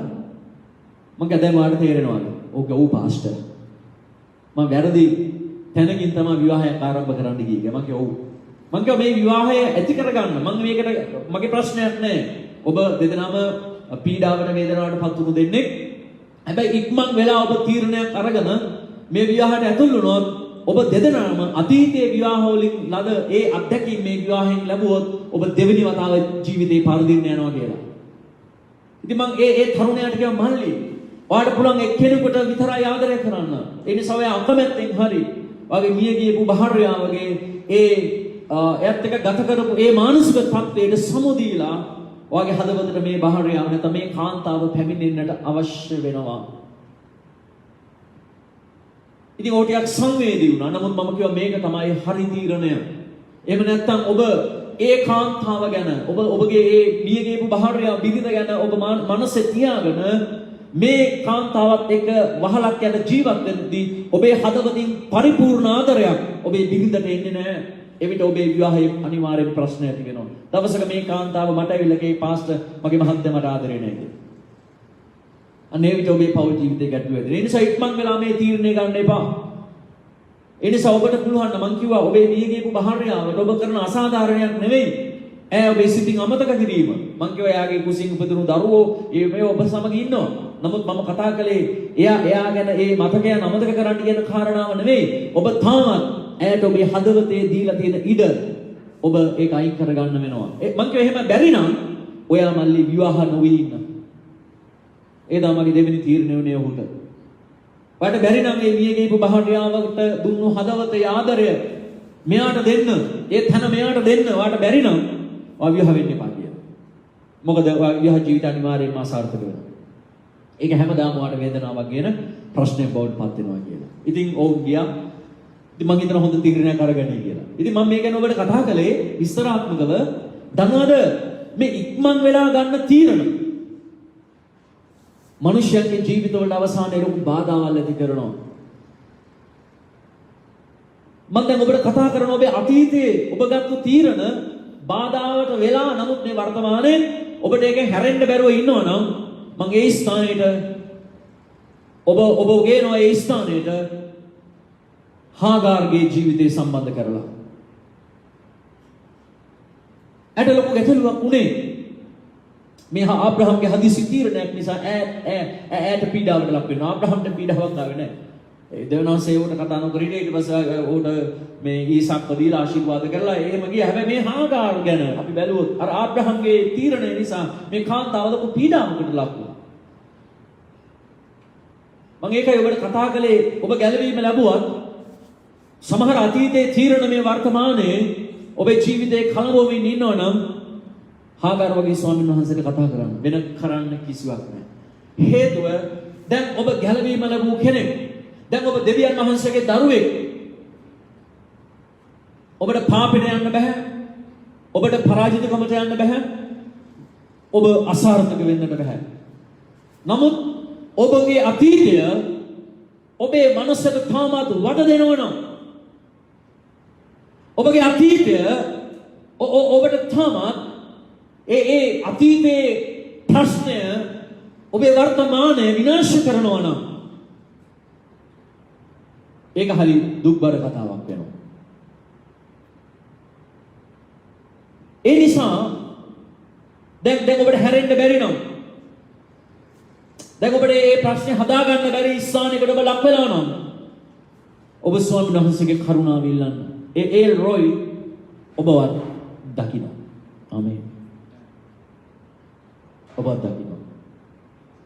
හැබැයි ඔබ මෙහෙම කරන්න එපා. ඒ කොහොමද? ඔබ අතීතයේ ප්‍රශ්න වර්තමානයේ ඔළුවේ තබාගෙන ඔබේ අනාගතේ විනාශ කරගන්න එපා. ඒක හරි අපරාධයි.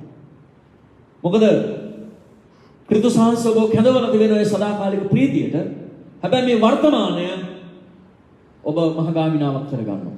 ඒක හරි මෝඩකමක්. ඒක හරි මෝඩකමක්. මොකද සැනසීම දෙන්නා වූ අපේ බර දරා ගන්නා වූ ඒ සැනසීලි කරුවාණන් ඔබට හමු වෙලා තිබෙන විටත් ඔබේ තීරණවල ඇති වුණු පරාජයන් වල ඔබ තාමත් මානසිකව වැටිලා දුක් විඳිනවා නම් ඒක හරි අපරාධයක්. අර පාවුල් තුමා කියන්නේ පිලිපි 4:4 මොකද්ද කියන්නේ? මොකක්ද කියන්නේ? ප්‍රීති වෙන්න කියලා. ඒ බයිබල් පදේ ඔබේ බයිබලෙන් අයින් කරන්න වෙනවා. ඒක ගලවලා අයින් කරන්න වෙනවා. මොකද ඒව ඉතු වෙන්නේ නැහැනේ. අපරාධය. ඒ නිසා දැන් කළ යුතු දෙයක් තියෙනවා. මොකද ඒ කළ යුතු දෙය හාගාර් වගේ උල්පතට යන මඟ හොයාගන්න. ආමේන්. ස්වාමීන් වහන්සේට කතා කරන්න.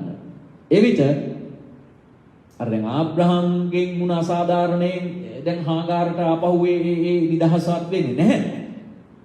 හැබැයි එතනින් එහාට ජීවත් වීම උදෙසා ජීවිතේ ගත කිරීම උදෙසා උල්පතක් ස්වාමීන් වහන්සේ ඔබට පෙන්නයි. කී දෙනෙක් ආමේන් කියන්නේ? ආමේන්. දැන් එතනින් එහාට හාගාර සතුටින් හිටියා. ඇගේ පුත්‍රයා හැදුනා වැඩුණා. ඉතින් ඒක වෙනම වංශයක් වුණා. ඒක අපි දන්නේ නැහැ නේද? නමුත් මම අහන්නේ ඈ විනාශ වුණේ නැහැ. ඒ ප්‍රශ්නේ ඉක්මන් වෙලා ගත්ත තීරණයට ඇහුණාට ඇගේ ජීවිතේ ඒක දුක් ගාවිනාවක් වුණේ නැහැ. ඇගේ ජීවිතේ විලාපයක් කරගත්තේ නැහැ. දෙවියන් වහන්සේ ඇට උල්පත පෙන්නවා. ආමේන්. මම දන්නේ මේ අහන ඔබ මොන වගේ තත්යකට පත් වුණු කෙනෙක්ද? ඔබ ඔබේ ජීවිතේ සම්බන්ධව දේවල් මම දැන් ගිය සතියේ කතා කරා ආත්මික නායකයා සමග ඔබ බෙදා ගන්න ඕනේ, කතා කරන්න ඕනේ. බොහෝ අය මම හමු වුණා. සමහර ගැටලුත් එක්ක ගිය සතියේ දේශනාව වලට ලොකු ආශිර්වාදයක් වුණා කිව්වා. යාඥා කරගත්තා, නිදහස් වුණා, ලොකු දේවල් වුණා. මේ පහුගිය සතියේ මම ආදී සතුට වෙනවා ශුද්ධාත්මයන් වහන්සේගේ හඬ සෙනග විතර නිදහස් වෙලා තියෙනවා. ඉතින් උන්වහන්සේ මාව පාවිච්චි කළ නිසා උන්වහන්සේට ස්තුති කරනවා. බොහෝ ජීවිත වෙනස් වෙන්න හේතු වෙලා වුන් කෝල් කරලා යාඥා කරගෙන ජීවිතේ ඒ දේවල් වලින් ඔවුන්ට පත් වෙලා තිබුණා වූ තත්ත්වයන් වලින් ඔවුන් නිදහස ලැබුවා. ඉතින් කතා නොකරනවා නම් මට කරන්න දෙයක් නැහැ. හැබැයි ඔබට දෙවියන් වහන්සේට කතා කරන්න පුළුවන්. ඔබට දැනෙනවා නම් ආත්මික නායකයා එක කතා කරන්න පුළුවන්. එහෙම නැත්නම් දෙවියන් වහන්සේට කතා කරලා ඔබ නිදහස් වෙන්නට ඕන. එහෙම නැත්නම් මේ ඔබ ඉක්මන් වෙලා ඔබ හදිස්සි වෙලා ගත්ත තීරණ ඔබ අද දවසේ ඒ තුල වේදනාවෙන් ඉන්නවා නම් අපරාධය ඔබේ ජීවිතේ. අපරාධය මන් දන්නේ ඔබ මේ අහන වරද්දගත්තේ ඔබේ වරද්දගත්තු ඒ ඉක්මන් වෙලා ගත්ත තීරණ අරගත්තු අය දැන් මේ වෙලාවේ ඔබේ වයස කීයද කියලා මන් දන්නේ නැහැ. සමහරවිට ඔබේ වයස අවුරුදු 70ක් වෙන්න පුළුවන්. රයිට්? දැන් ඔබ ගියයි මේ තව ටිකයිනේ. ඔය පල්ල මේ මොම යනවා කියලා. දැන් ඩිජිටල් එක යන කාලේ නිකම්ම යනවා. හරිද? ඔය ටිකක් ගත කරලා දානවා කියලා. නෑ. එක දවසක් වටිනවා මේ පොළවේ ඔබේ ජීවිත ගමනේ. ඒ නිසා උල්පතට යන මඟ හොයාගන්න. දැන් වෙච්ච දේ වුණා දැන් ඉතින් හැමදාම මෙහෙමයි කියන තැනට එන්න එපා. ඔබ ඉක්මන් වෙලා ගත්ත තීරණවල ඔබ වේදනාවට ගාවිනාවට පත් වෙන්න ඇති. නමුත් ඔබට ජීවිතයක් තියෙනවා. ආමෙන්. මම දන්නේ මේ දේශනාව අහන ඔබ අවුරුදු 20ක් නම් අපරාධ ඔබේ ඉදිරි ජීවිත කාලේ. රයිට්? ගරදුණු ඔබට මේ වෙලාවේ අවුරුදු 40ක් 50ක් නම් අපරාධ ඔබේ ඉදිරි ජීවිත කාලේ.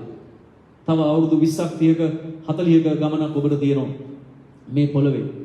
අනේ ඒ නිසා දෙවියන් වහන්සේ මේ උදෑසන ඔබට කතා කරන දේ තමයි ඉක්මන් වෙලා ලබාගත් උරුමේ කෙලවරදී සඵල වෙන්නේ නැහැ.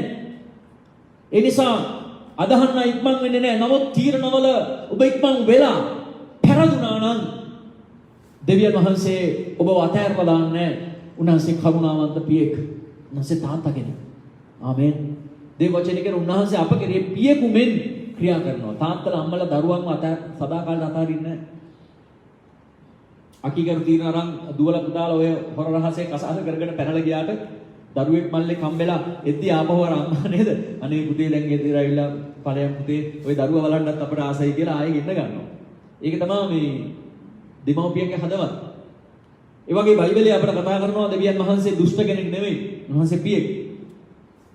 නමුත් අර වරදා ගැනීමේ වේදනාව ඒක විඳින්න වෙනවා. නමුත් යම් අසසිල්ලක් ඇති කරන්න. උල්පතකට යන මඟ පෙන්වලා. ඒ වැරද වුණා දැන් එකෙන් හැරෙන්න බෑ. රයිට්? හැබැයි ඉදිරි කාලය සතුටින් ඉන්න දෙවියන් වහන්සේ යම් දෙයක් ඔබ මාව වෙනුවෙන් සිදු කරනසේක. ආමේන්. ඒ නිසා මම දන්නේ නැහැ. දැන් මේකට සමහර ආමෙන් කියන්නෙත් නැහැ. මොකද මං ආමෙන් කියොත් ඉතින් මං වරදගෙන ඉන්න කෙනෙක් කියලා. හරි කමන්නේ. ඔබ ඇතුලෙන් හරි කමන්නේ. හරි ආත්මයෙන් මේකට ප්‍රතිචාර දක්වන්න. රයිට්? ඒ නිසා අපි දකිනවා දෙවියන් වහන්සේ අපිව අත්නාරින්න දරන් වහන්සේ. ඉතින් ඒ නිසා අපි මෙතන තේරුම් අරගන්න ඕනේ දෙවියන් වහන්සේගේ ක්‍රියාවන් වලට වෙලාවක් තියෙනවා. දැන් මම කතා කරන අතීතය ගැන නෙවෙයි. අතීතයේ දැන් ඔන්න හැදුවා. රයිට්? අතීතයේ යම් වැරදුනාද ඉක්මන් වෙලා තීරණ ගත්තද ඒවා ඒ දේවල් එක්ක කොහොමද ඔබ ගනුදෙනු කළ යුත්තේ කියලා ඔන්න දැන් ඔබට කියලා ඉවරයි. දැන් මම ඒව කතා කරන්න යන්නේ නැහැ. දැන් මෙතන ඉඳලා මම කතා කරනවා ඔබේ අනාගතයේ උදෙසා. රයිට්? මොකද මේ මාතෘකාව ගත්තහම අනාගතයේ විතරක් නෙමෙයි අතීතයටත් බලපානවා. ඒ නිසා ගොඩක් වෙලාවට දේව වචනේ අපේ අනාගතය හදනවා. හැබැයි සමහර තැන් තියෙනවා ඒවා අපේ අතීතය හදාගෙන වර්තමානයට ඇවිල්ලා අනාගතයට යන්න ඕනේ. මෙතන ඉඳලා ඉස්සරහට යන්න බෑ. සමහර ප්‍රශ්න සමහර අයගේ ජීවිත සම්බන්ධ කාරණා ගත්තාම ඉන්නේ තැනදලා ඉස්සරහට යන්න බෑ. ඒක යවෙන්නේ නැහැ. මොකද අර අතීතේ බැඳුම් තියෙනවනේ. දන්නවද අර මම උදාහරණයක් කියන්න මේකද? අර එක්තරා ගම්මානයක් තිබුණලු මේ ඒ ගම්මානයට යන්න පාරක් නැහැ. ගංගාවක් තරණය කරලා තමයි මේ ගමට යන්න ඕනේ. හරිද? ඉතින් ගංගාව තරණය කරන්න තියෙන ඔරුවක්. එක ඔරුවයි තියෙන්නේ. ඒක මේ පදින මිනිහෙක් ඉන්නවා. ඉතින් එයා හරහා තමයි මේ ගඟෙන් එහා පැත්තට යන්නේ මෙහා පැත්තට එන්නේ. ඒක දවසක් මේ තරුණයෙකුට හදිස්සියේ ඉන්ටර්විව් එකක් තිබිලා තියෙනවා. ඉතින් මෙයා උදේ පාන්දර මොකද කරේ? දැන් ඉන්ටර්විව් එකට ලෑස්තිලා ගංගාව ළඟට ආවා. ඉතින් අර ඔරු පදවන කෙනාගේ ඔරුව තියෙන ඒ මිනිස්සයා ඒක මේ තියලා යන්න ගිහිල්ලා. ඉතින් මෙයා නෑනේ පාන්දර. නමුත් මෙයා හිතුවා මම මේකත් අරගෙන එහා පැත්තට යනවා. එහා පැත්තේ කෙනෙක් කවුරු හරි මෙහාට අරන් එයි කියලා. මෙයා උදේ පාන්දර ගිහිල්ලා මේ කරුවලේම වගේ පාන්දර ඔය 4ට මේ 5ට විතර මෙයා 4ට විතර ගිහලා කරුවලයි ඒ වෙලාවේ ඔරුවට නැගලා දැන් හබල් ගසමින් යනවා. සාමාන්‍ය විනාඩි 20ක් විතර හබල් ගහපුවා මෙහා ගොඩට යනවා. දැන් මෙයා හබල් ගහනවා විනාඩි 20ක් විතර. හැබැයි විනාඩි 20 දැන් උ දන්නවා දැන් ඒගොඩ යන්න ඕනේ කියලා. නමුත් කරුවල නිසා ළඟ පේනවා මිසක් ඈතක් පේන්නේ නැහැ. ඉතින් මේ විනාඩි 25ක් 30ක් විතර හබල් ගහනවා ඔරුව තාම ඒකට ගිහිල්ලා නැහැ. දැන් උඩ හරි ප්‍රශ්නයක්. දැන් දාඩි දාගෙන හබල් ගහනවා පැය කහමාරක් හබල් ගහනවා කොහෙද මං යන්නේ කියලා උඩ තේරුම් ගන්න බෑ. නමුත් හබල් ගහනවා කොතනින් හරි ඒකට යන්න නැතයි කියලා. දැන් එහෙමෙන් කරුවල අඩු වෙලා අර ඉර පායක නරුණාලෝකේ වැටිගෙන එනකොට දැන් ඔහු බලනවා මේ කොහෙද මම ඉන්නේ? දැන් ඔහු හබල් ගහමින් ඉන්න දැන් පැය කහමාරක් දැන් පහමාරට වගේ වෙලාව දැන් එම්මෙන් එළිය වැටිගෙන බලන කොහෙද කියලා. බලපුවාම ඔය පටන් ගත්ත තැනම ඉන්නේ. ඔබ බැලුවේ මොකද? පැය කහමාරක් හබල් ගන්න මං පටන් ගත්ත තැනම ඉන්නේ. ඔහු බැලුවා වටපිට බලනකොට මොනවද දැක්කේ? අර ඔරුකාරයා ඔරුව අයිතිකාරයා අර ඔරුව රෑ ඒක හැන්දෑවේ තියලා යනකොට අර ලණුවකින් ගහක බැදලා ගිහිල්ලා. සාමාන්‍යයෙන් එහෙම නේද? ඔරු එහෙම ගස්වල බැදලා යනවනේ. අර මේ ඔයේම තියලා අර ගංගාවේ ඔරුව තියලා අයිනින් තියලා ගහක බැදලා ගිහලා. මොකද සැඩපාරකට මේ ඔරුව යයි කියලා. මේ තරුණයාට ওই කලබලෙට ඕක මතක්ුනේ නැහැ. ඉතින් මේ මිනිස්සයා එළි වෙනකන් හබල් ගහලා පස්සට බලනකොට අර හිතපු දැනමයි පටන් ගත්ත දැනමයි අර ඔරුව ගහක බැඳලා. ඉතින් කොහොමද ඒකට යන්නේ? ඉතින් අද ගොඩක් ක්‍රිස්තියානි ජීවිත මේ වගේ. ඔවුන් පටන් ගත්ත තැනමයි තාම. දැන් ගැලවීම ලැබලා අවුරුදු ගාන මම ගාන කියන්නේ එතකොට කියයි මට කියන්නේ කියලා. හරි අමාරුයි දේශනා කරන්නේ. හරි අමාරුයි. ඔබ ගැලවීම ලැබලා කොච්චර කාලයක්ද? හබල් ගැහුවා නේද? යාත්‍රා කරනවා ඉතින් හබල් ගහන එක තමයි අපි ඇදහිල්ලේ ජීවිතේ හබල් ගන්නවා අයියෝ ස්වාමිනේ අයියෝ ආண்டவரே යේසු නාදා යේසු දෙවියනේ කියාගෙන හබල් ගහනවා. එකම තැන මොනවද දෙලානේ? ඊට පස්සේ මේ අහලා බලන මිනිස්සු මේ පල්ලි යනවා නේද? කොච්චර කල්ද ඔයගොල්ලෝ මොකද මේ නෑනේ මොනවද උනේ කියලා. ඉතින් අපිටම ප්‍රශ්නයක් බලපුවාම අතීතයේ බන්ධන වලින් බැඳලා දාලා.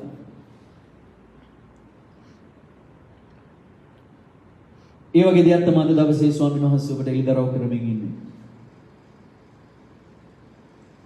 ඔබ ක්‍රිස්තියානි වුණාට, ඔබ දෙවියන් වහන්සේගේ දරුවෙක් වුණාට, ඔබ කීදෙනෙක්ව ඒ බැඳුම් වලින් බැඳිලා තිබෙනවද?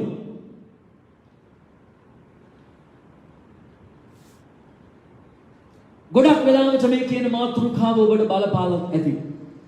ඔබගේ බැරදුණු ජීවිතය. ඔබට උන ප්‍රශ්න ගැටලු. ඔබ ඉක්මන් වෙලා ගත්තු තීරණ. ඔබේ ජීවිතයේ අසාර්ථක ඵලයන් වලට ඔබ දැම්මා. හැබැයි ඔබ ඒ සංස අදහගත්තා. නමුත් සමහර වෙලාවෙත් තාමත් ඔබ මානසිකව ඔබේ තීරණත් එක්ක පැටලි ඉන්නවා. ඔබ උත්සාහ කරනවා කාටවත් නොපෙන්වා ඉන්න. නමුත් ඔබේ ඇතුළ දන්නවා, ඔබේ හෘද සාක්ෂිය දන්නවා ඔබ කොහොමද ඉන්නේ. ඔබට ඉස්සරහට යන්න බෑ. ඔබ එකම තැන හැමදාම වැටි හැමදාම එකම තැන. ඇයි? ඔබ හදාගෙන ඔබේ අතීතේ. ඒ නිසා දවසේ මම ලොකු කාලයක් ගන්න වෙයි වගේ මෙහෙම ගියොත් ඒ නිසා මම ටිකක් ඉක්මනට යන්නම්. ඔබ කාලයක් ගන්න ඔබේ ජීවිතය සම්බන්ධව අරගෙන ඔබේ අතීතයේ සමග ගනුදෙනු කරලා ඒක අවසන් කර මම තරුණයාට කිව්වා මල්ලි ඔයාගේ මිය ගියපු භාර්යාව ගැන හිත කල්පනා කර ඔයාලා තව විවාහයකට ඇතුල් වෙන්න බෑ මල්ලි. දෙවියන් වහන්සේ අපි මවලා තියෙන එක්කෙනෙකුට ආදරය කරන්න. ඔයාට දෙන්නෙකුට ආදරය කරන්න වෙයි එතකොට ඔයාට වෙනවා රඟපාන්න. අර නළුවා වගේ ගෙදර වයිෆ් ඉන්නකොට චිත්‍රපටයේ වෙන නිලියකට ආදරය කරනවා. විජේ කුමාරතුංගගේ නෝනා ඉන්නවා චන්ද්‍රිකා කුමාරතුංග මැදිනේ. හැබැයි විජේ කුමාරතුංග තිරේට ඇවිල්ලා මාලනී ෆොන්සේකට ආදරය කරනවා. ඒක ඔහුගේ රඟපෑම, ඔහුගේ සැබෑ ආදරය දෙන්නේ චන්ද්‍රිකා මැදිනේත් එක්ක. එහෙමනේ ඇත්ත. ඒතර සිදි වෙනවා වෙන රඟපාන්න. මම එයාට කිව්වා එක්කෙනෙකුට විතර ආදරය කරන්න ඕනේ. ඒ නිසා ඔයා අරයාගේ මතකේ ඔයා ඉවත් වෙන්නට ඕනේ. මම කියව ඒක සංවේදී වෙයි. මම කරන්න දෙයක් නැහැ. එයාට සමු දෙන්න වෙනවා. මෙයා ඔයාගේ ලෝකෙට ගන්න නම්. නැත්නම් ඔයා අසාර්ථක පවුලක් ආපහු ගත කරන්න යනවා. ඒ වගේ සමහර විට ඔබගේ අතීතයට යන්න අවශ්‍යයි ඔබ. මොකද අතීතයේ ඉක්මන් වෙලා ගත්තු තීරණ ඔබ වරදගෙන වර්තමානයේ දුක් සහිත වාතාවරණයක ඉන්නවා නම් ඔබ අතීතයට ගිහිල්ලා ඒ කාරණා එක ගනුදෙනු කරලා ඒව අවසන් කරලා ඔබ වර්තමානයට ඇවිල්ලා ඊට පස්සේ තමයි ඔබට අනාගතයකට යන්න පුළුවන් වෙන්නේ. දැන් හාගාර්ට මේ ඉක්මන් තීරණය නිසා විශාල අසාධාරණයක් වුණා. නමුත් නැවත ආබ්‍රහම්ගේ ගෙදර ගිහලා ප්‍රශ්න ඇති කර කර හිටියේ නැහැ. එළියට බැස්සුව ගෑ එළියටම ආවා. එක වෙලාවක දරුවා හම්බ වෙන්න ඉන්නකොට එළියට බැස්සා. ඒ වෙලාවේ දේව දූතයෙක් හම්බ වෙලා කිව්වා ඔබ නැවත ගිහලා ආබ්‍රහම්ට යටත් කරලා ඔබේ ස්වාමි දුවට යටත් කරලා ඉන්න කියලා. නමුත් දෙවෙනි වතාවේ එළියට බැස්සට පස්සේ උන්වහන්සේ කිව්වේ නැහැ නැවත යන්න කියලා. ඒට වැරදුනා. වැරදීමට පොළඹව ගත්තා. මම ඒක කිව්වට අසාධාරණයක් වගේ වුණා. නමුත් දෙවියන් වහන්සේට කන්නලව කළා. දෙවියන් වහන්සේට උල්පත් වෙනවා.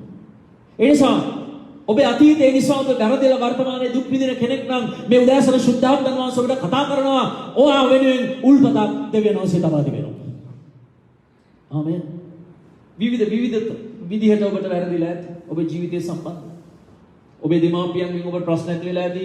සමහරට ඔබේ තීරණ නිසා ඔබට ගැටලු ඇති වෙලා ඇති. ඔබ අතහැරලා දාලා ඇති. ඔබ පැත්තකට විසි කරලා දාලා ඇති. ඒ වගේ අතීතයේ විවිධ අත්දැකීම් ඔබට ඇති. නම් දෙක ඒවා හිතලා වැඩක් නැහැ. ස්වාමීන් වහන්සේ ඔබට උල්පතක් පෙන්නනවා. ආමෙන්. එතන ඔබට ප්‍රීතියක් තියෙනවා. ඒ නිසා ඒ දේ හදාගෙන ඔබ අනාගතයකට යන්න. මොකද මේ ඉක්මන් වෙලා දැන් මම කතා කරන්න යනවා. මම නැවතත් එතෙන් එනවා චුට්ටක් ආපහු කලින් දෙයටම ගියා. දැන් මම ඔබට කතා කරන්නේ නැහැ මෙතන ඉස්සරහට අතීතය ගැන. ඔන්න අතීතේ හදාගන්න සීල කාරණා දැන් කියලා ඉවරයි. දැන් මම කතා කරනවා ඔබේ කිතුණු ජීවිතේ අනාගතය වෙනුවෙන්. මෙතන ඉඳලා. දැන් ඔබ දෙවිදරුවෙක්. දැන් ස්වාමීන් වහන්සේ ඔබ වෙනුවෙන් තබු ලස්සන අනාගතයක් ඔබට තිබෙනවා. මෙන්න මේ අනාගතය තුලදී එපා ඉක්මන් තීරණ ගන්න. අතීතයේ ගත්තු දේවල් වලට ඔබ ගනුදෙනු කරන විදිහ ඔබට මම දැන් උගන්වලා ඉවරයි. එපා තවත් ඔබ ඉක්මන් තීරණ ගන්න. ස්වාමීන් වහන්සේ ඔබ දෙස බලාගෙන ඉන්නවා. ආමෙන්. ඒ නිසා උන්වහන්සේගේ තීරණ ඔබ මත ඉතු වෙන තුරු ඔබ රැක සිටින්න.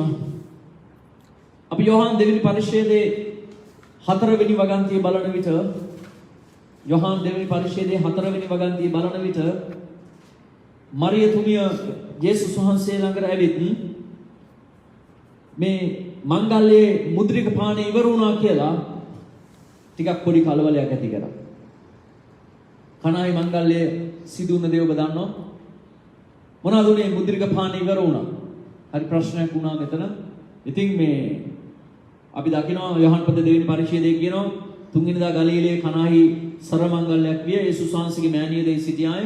යේසුස් වහන්සේ තුන්වහන්සේගේ ගෝලය සරමංගල්‍යයට කැඳවනු ලැබුවෝය. මුද්‍රික පානය ඉවර වුණා. මෙතන කියන මුද්‍රික පානය ඉවර වූ කල ඔවුන්ට මුද්‍රික පානය නැතයි යේසුස් වහන්සේගේ මෑණිය උන්වහන්සේට කිව්වා. දැන් අමුත්තන්ට දෙන්න මිදිවිෂ නැති වුණා. දැන් මගුල් ගෙදරක කෑම නැති වුණා කියලා කියද්දි ටික අවුල්නේ. ඇයි තමුන් ආරාධනා කරලා කෑමට එන්න කියලා අන්තිමට කෑම නැහැ. ඒකයි ප්‍රශ්නයන්නේ. ආරාධනා කරන්නේ නැතුව හිටියන ඉවරයි. නමුත් ආරාධනා කරලා එන්න කියලා කන්න දෙන්නේ නැහැ කියන්නේ ඒක ලොකු අපහාසයක්. මේ මනාලයාගේ පාර්ශවයේ මනාලිගේ පාර්ශවයේ කට්ටියට. ඉතින් ඒ නිසා දැන් මේ කලබලයේ ඇස්සේ දැන් මරිය තුමිය ඇවිල්ලා දන්නවා යේසුස් වහන්සේගේ දේවත්වය ගැන අවබෝධයෙන් හිටියා. ඉතින් ඈ දැනගත්තා විසඳුම තියෙන යේසුස් වහන්සේ ගාව. ආමේන්. කොයි තියෙන විසඳුම? විසඳුම. හැමෝම කියන්නේ විසඳුම යේසුස්. අපර හයිය කියන විසඳුම යේසුස්. වෙන අතක් නැහැ. රයිට්? ඉතින් මරිය තුමිය මේක දැනගෙන හිටියා. ඇවිල්ලා කතා කරනවා කියනවා මෙමය ස්වාමිනී මිදිවිෂය කරයි. ඉතින් හතරවෙනි වගන්තිය මොනවද කියන්නේ? කියන්න බෑ. යේසුස් වහන්සේද ස්ත්‍රිය නුඹෙන් මට කම මොකද? මාගේ වේලාව තවම පැමිණුනේ නැතයි ඈට කීසේක. වව්. පුදුම උත්තරයක් දෙන උන්වහන්සේ. ඉස්සිය වාගේ මට මොනවද? නේද? මේ අම්මානේ හැබැයි උන්වහන්සේ දැන් කතා කරන්නේ දේවත්වේ. දන්නවද උන්වහන්සේ දෙවියන් වහන්සේ බව පෙන්눔 කරන හාස්කමක් තමයි දැන් කරන්න යන්නේ. රයිට්? මොකද මැවීමක්. ඒක දෙවියන් විතරයි කරන්න පුළුවන්. රයිට්? උන්වහන්සේගේ දේවත්වය පිළිබිඹු වෙන ප්‍රාතිහාර්යයකට උන්වහන්සේ ලෑස්ති වෙද්දී උන්වහන්සේ මරියතුමීට කතා කළේ ස්ත්‍රිය කියලා. අම්මේ චුට්ටක් ඉන්න අම්මේ අනේ මගේ සුදු අම්මා වාඩි වෙන්නකෝ කියලා කිව්වේ නැහැ. මම කියන්නේ අම්මට ගෞරව කරන්න එපා කියන එක නෙවෙයි. හැබැයි ඒ වෙලාවේ උන්වහන්සේ ඒ ආත්මය තුල ක්‍රියාත්මක වුණා. අයි මෙවි ප්‍රාතිහාර කර උන්වහන්සේ ලෑස්ති වුණා. ඉතින් උන්වහන්සේ ඒ වෙලාවේ කියනවා මගේ වෙලාව තාම පැමුණුනේ නැහැ. right? මොකද කියන්නේ උන්වහන්සේ කියනවා මේ ප්‍රාතිහාර්යයට මම වෙලාවක් තියලා තියෙනවා. ක්‍රමයක් තියලා තියෙනවා. ඒක තාම ආවේ නැහැ. පොඩ්ඩක් ඉන්න.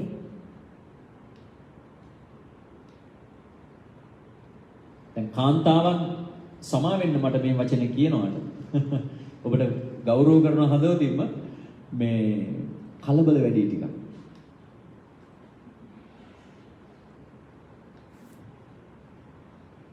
ඉතින් මේ යේසුස් වහන්සේ කියනවා මේ මගේ වෙලාව ආවේ නැහැ.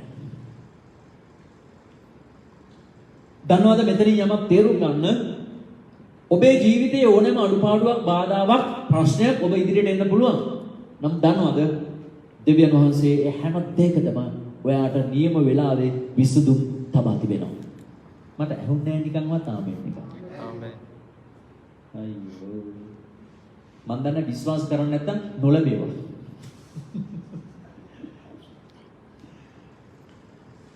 අපි විශ්වාස කරන මිනිස්සු ආමෙන් කියන්නේ ආමෙන්. ආරක අහෝසි දැන්.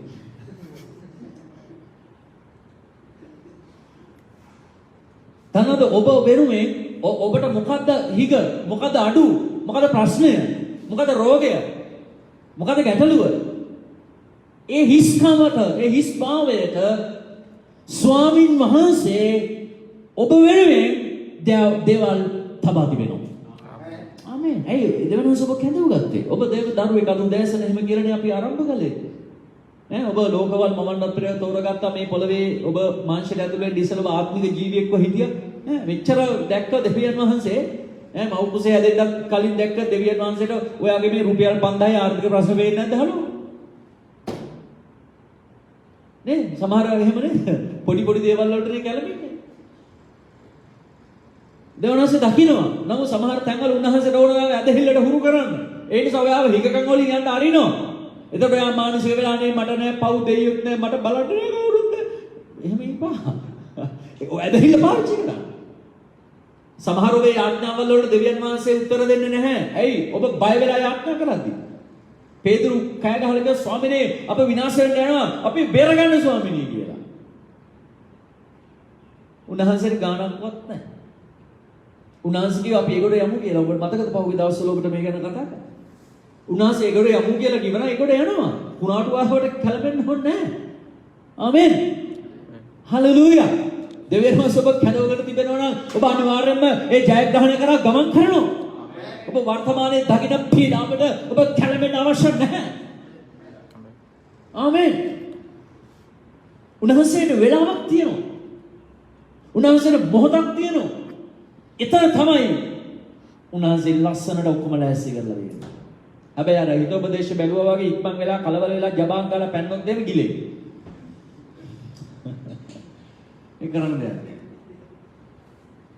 හැබැයි ඒකයි උන්වහන්සේ කියන්නේ මරියතුමියට කතා කරලා ඉස්ත්‍රිය මගේ වෙලාව ආවේ නැහැ. මරියතුමිය ෂොක් වෙන්නේ නැති නේ ඉස්ත්‍රිය. ඕනේ. කොහොමද එහෙමද කියලා පස්සේ හිත හදාගන්නේ නැද්ද? දැන් ඉතින් මරියතුමිය ඊට පස්සේ ළඟ හිටපායට කියනවා උන්වහන්සේගේ මෑණියෝ උන්වහන්සේ නුඹලාට කියන කොයි දෙයක් නමුත් කරපල්ලා යයි මෙහෙ කරුවන්ට කිව්වයි. මරියතුමිය ඊට පස්සේ දැනගත්තා සැලස්මක් තියෙනවා ප්ලෑන් එක ක්‍රියාත්මක වෙනවා. ආමෙන්. ඉතින් මේ මරියතුමිය ලබාගත් ඉලිදරව්ව මේ උදෑසන ඔබ ලබන්න ඕනේ. ඉක්මන් වෙන්න එපා. ඔබට ගැටලු දැක්කහම ප්‍රශ්න දැක්කහම දේවල් දැක්කහම ආර්ථික ප්‍රශ්න දැක්කහම අද්දේ කුසනකොට බේස්ලට් එක දැකලා ඒක උකස් කියන්න දුවන්න එපා. හරිද? උන්වහන්සේට නියම වෙලාවක් තියෙනවා. ඒ මොහොතේ ලස්සනට දේවල් වෙන්න. ඉතින් මොකද උනේ ඊට පස්සේ නේ? ඊට පස්සේ මේ උන්වහන්සේ තමන්ගේ ගෝලයන්ට කියනවා අර ගල් භාජන වගේක් තිබුණා.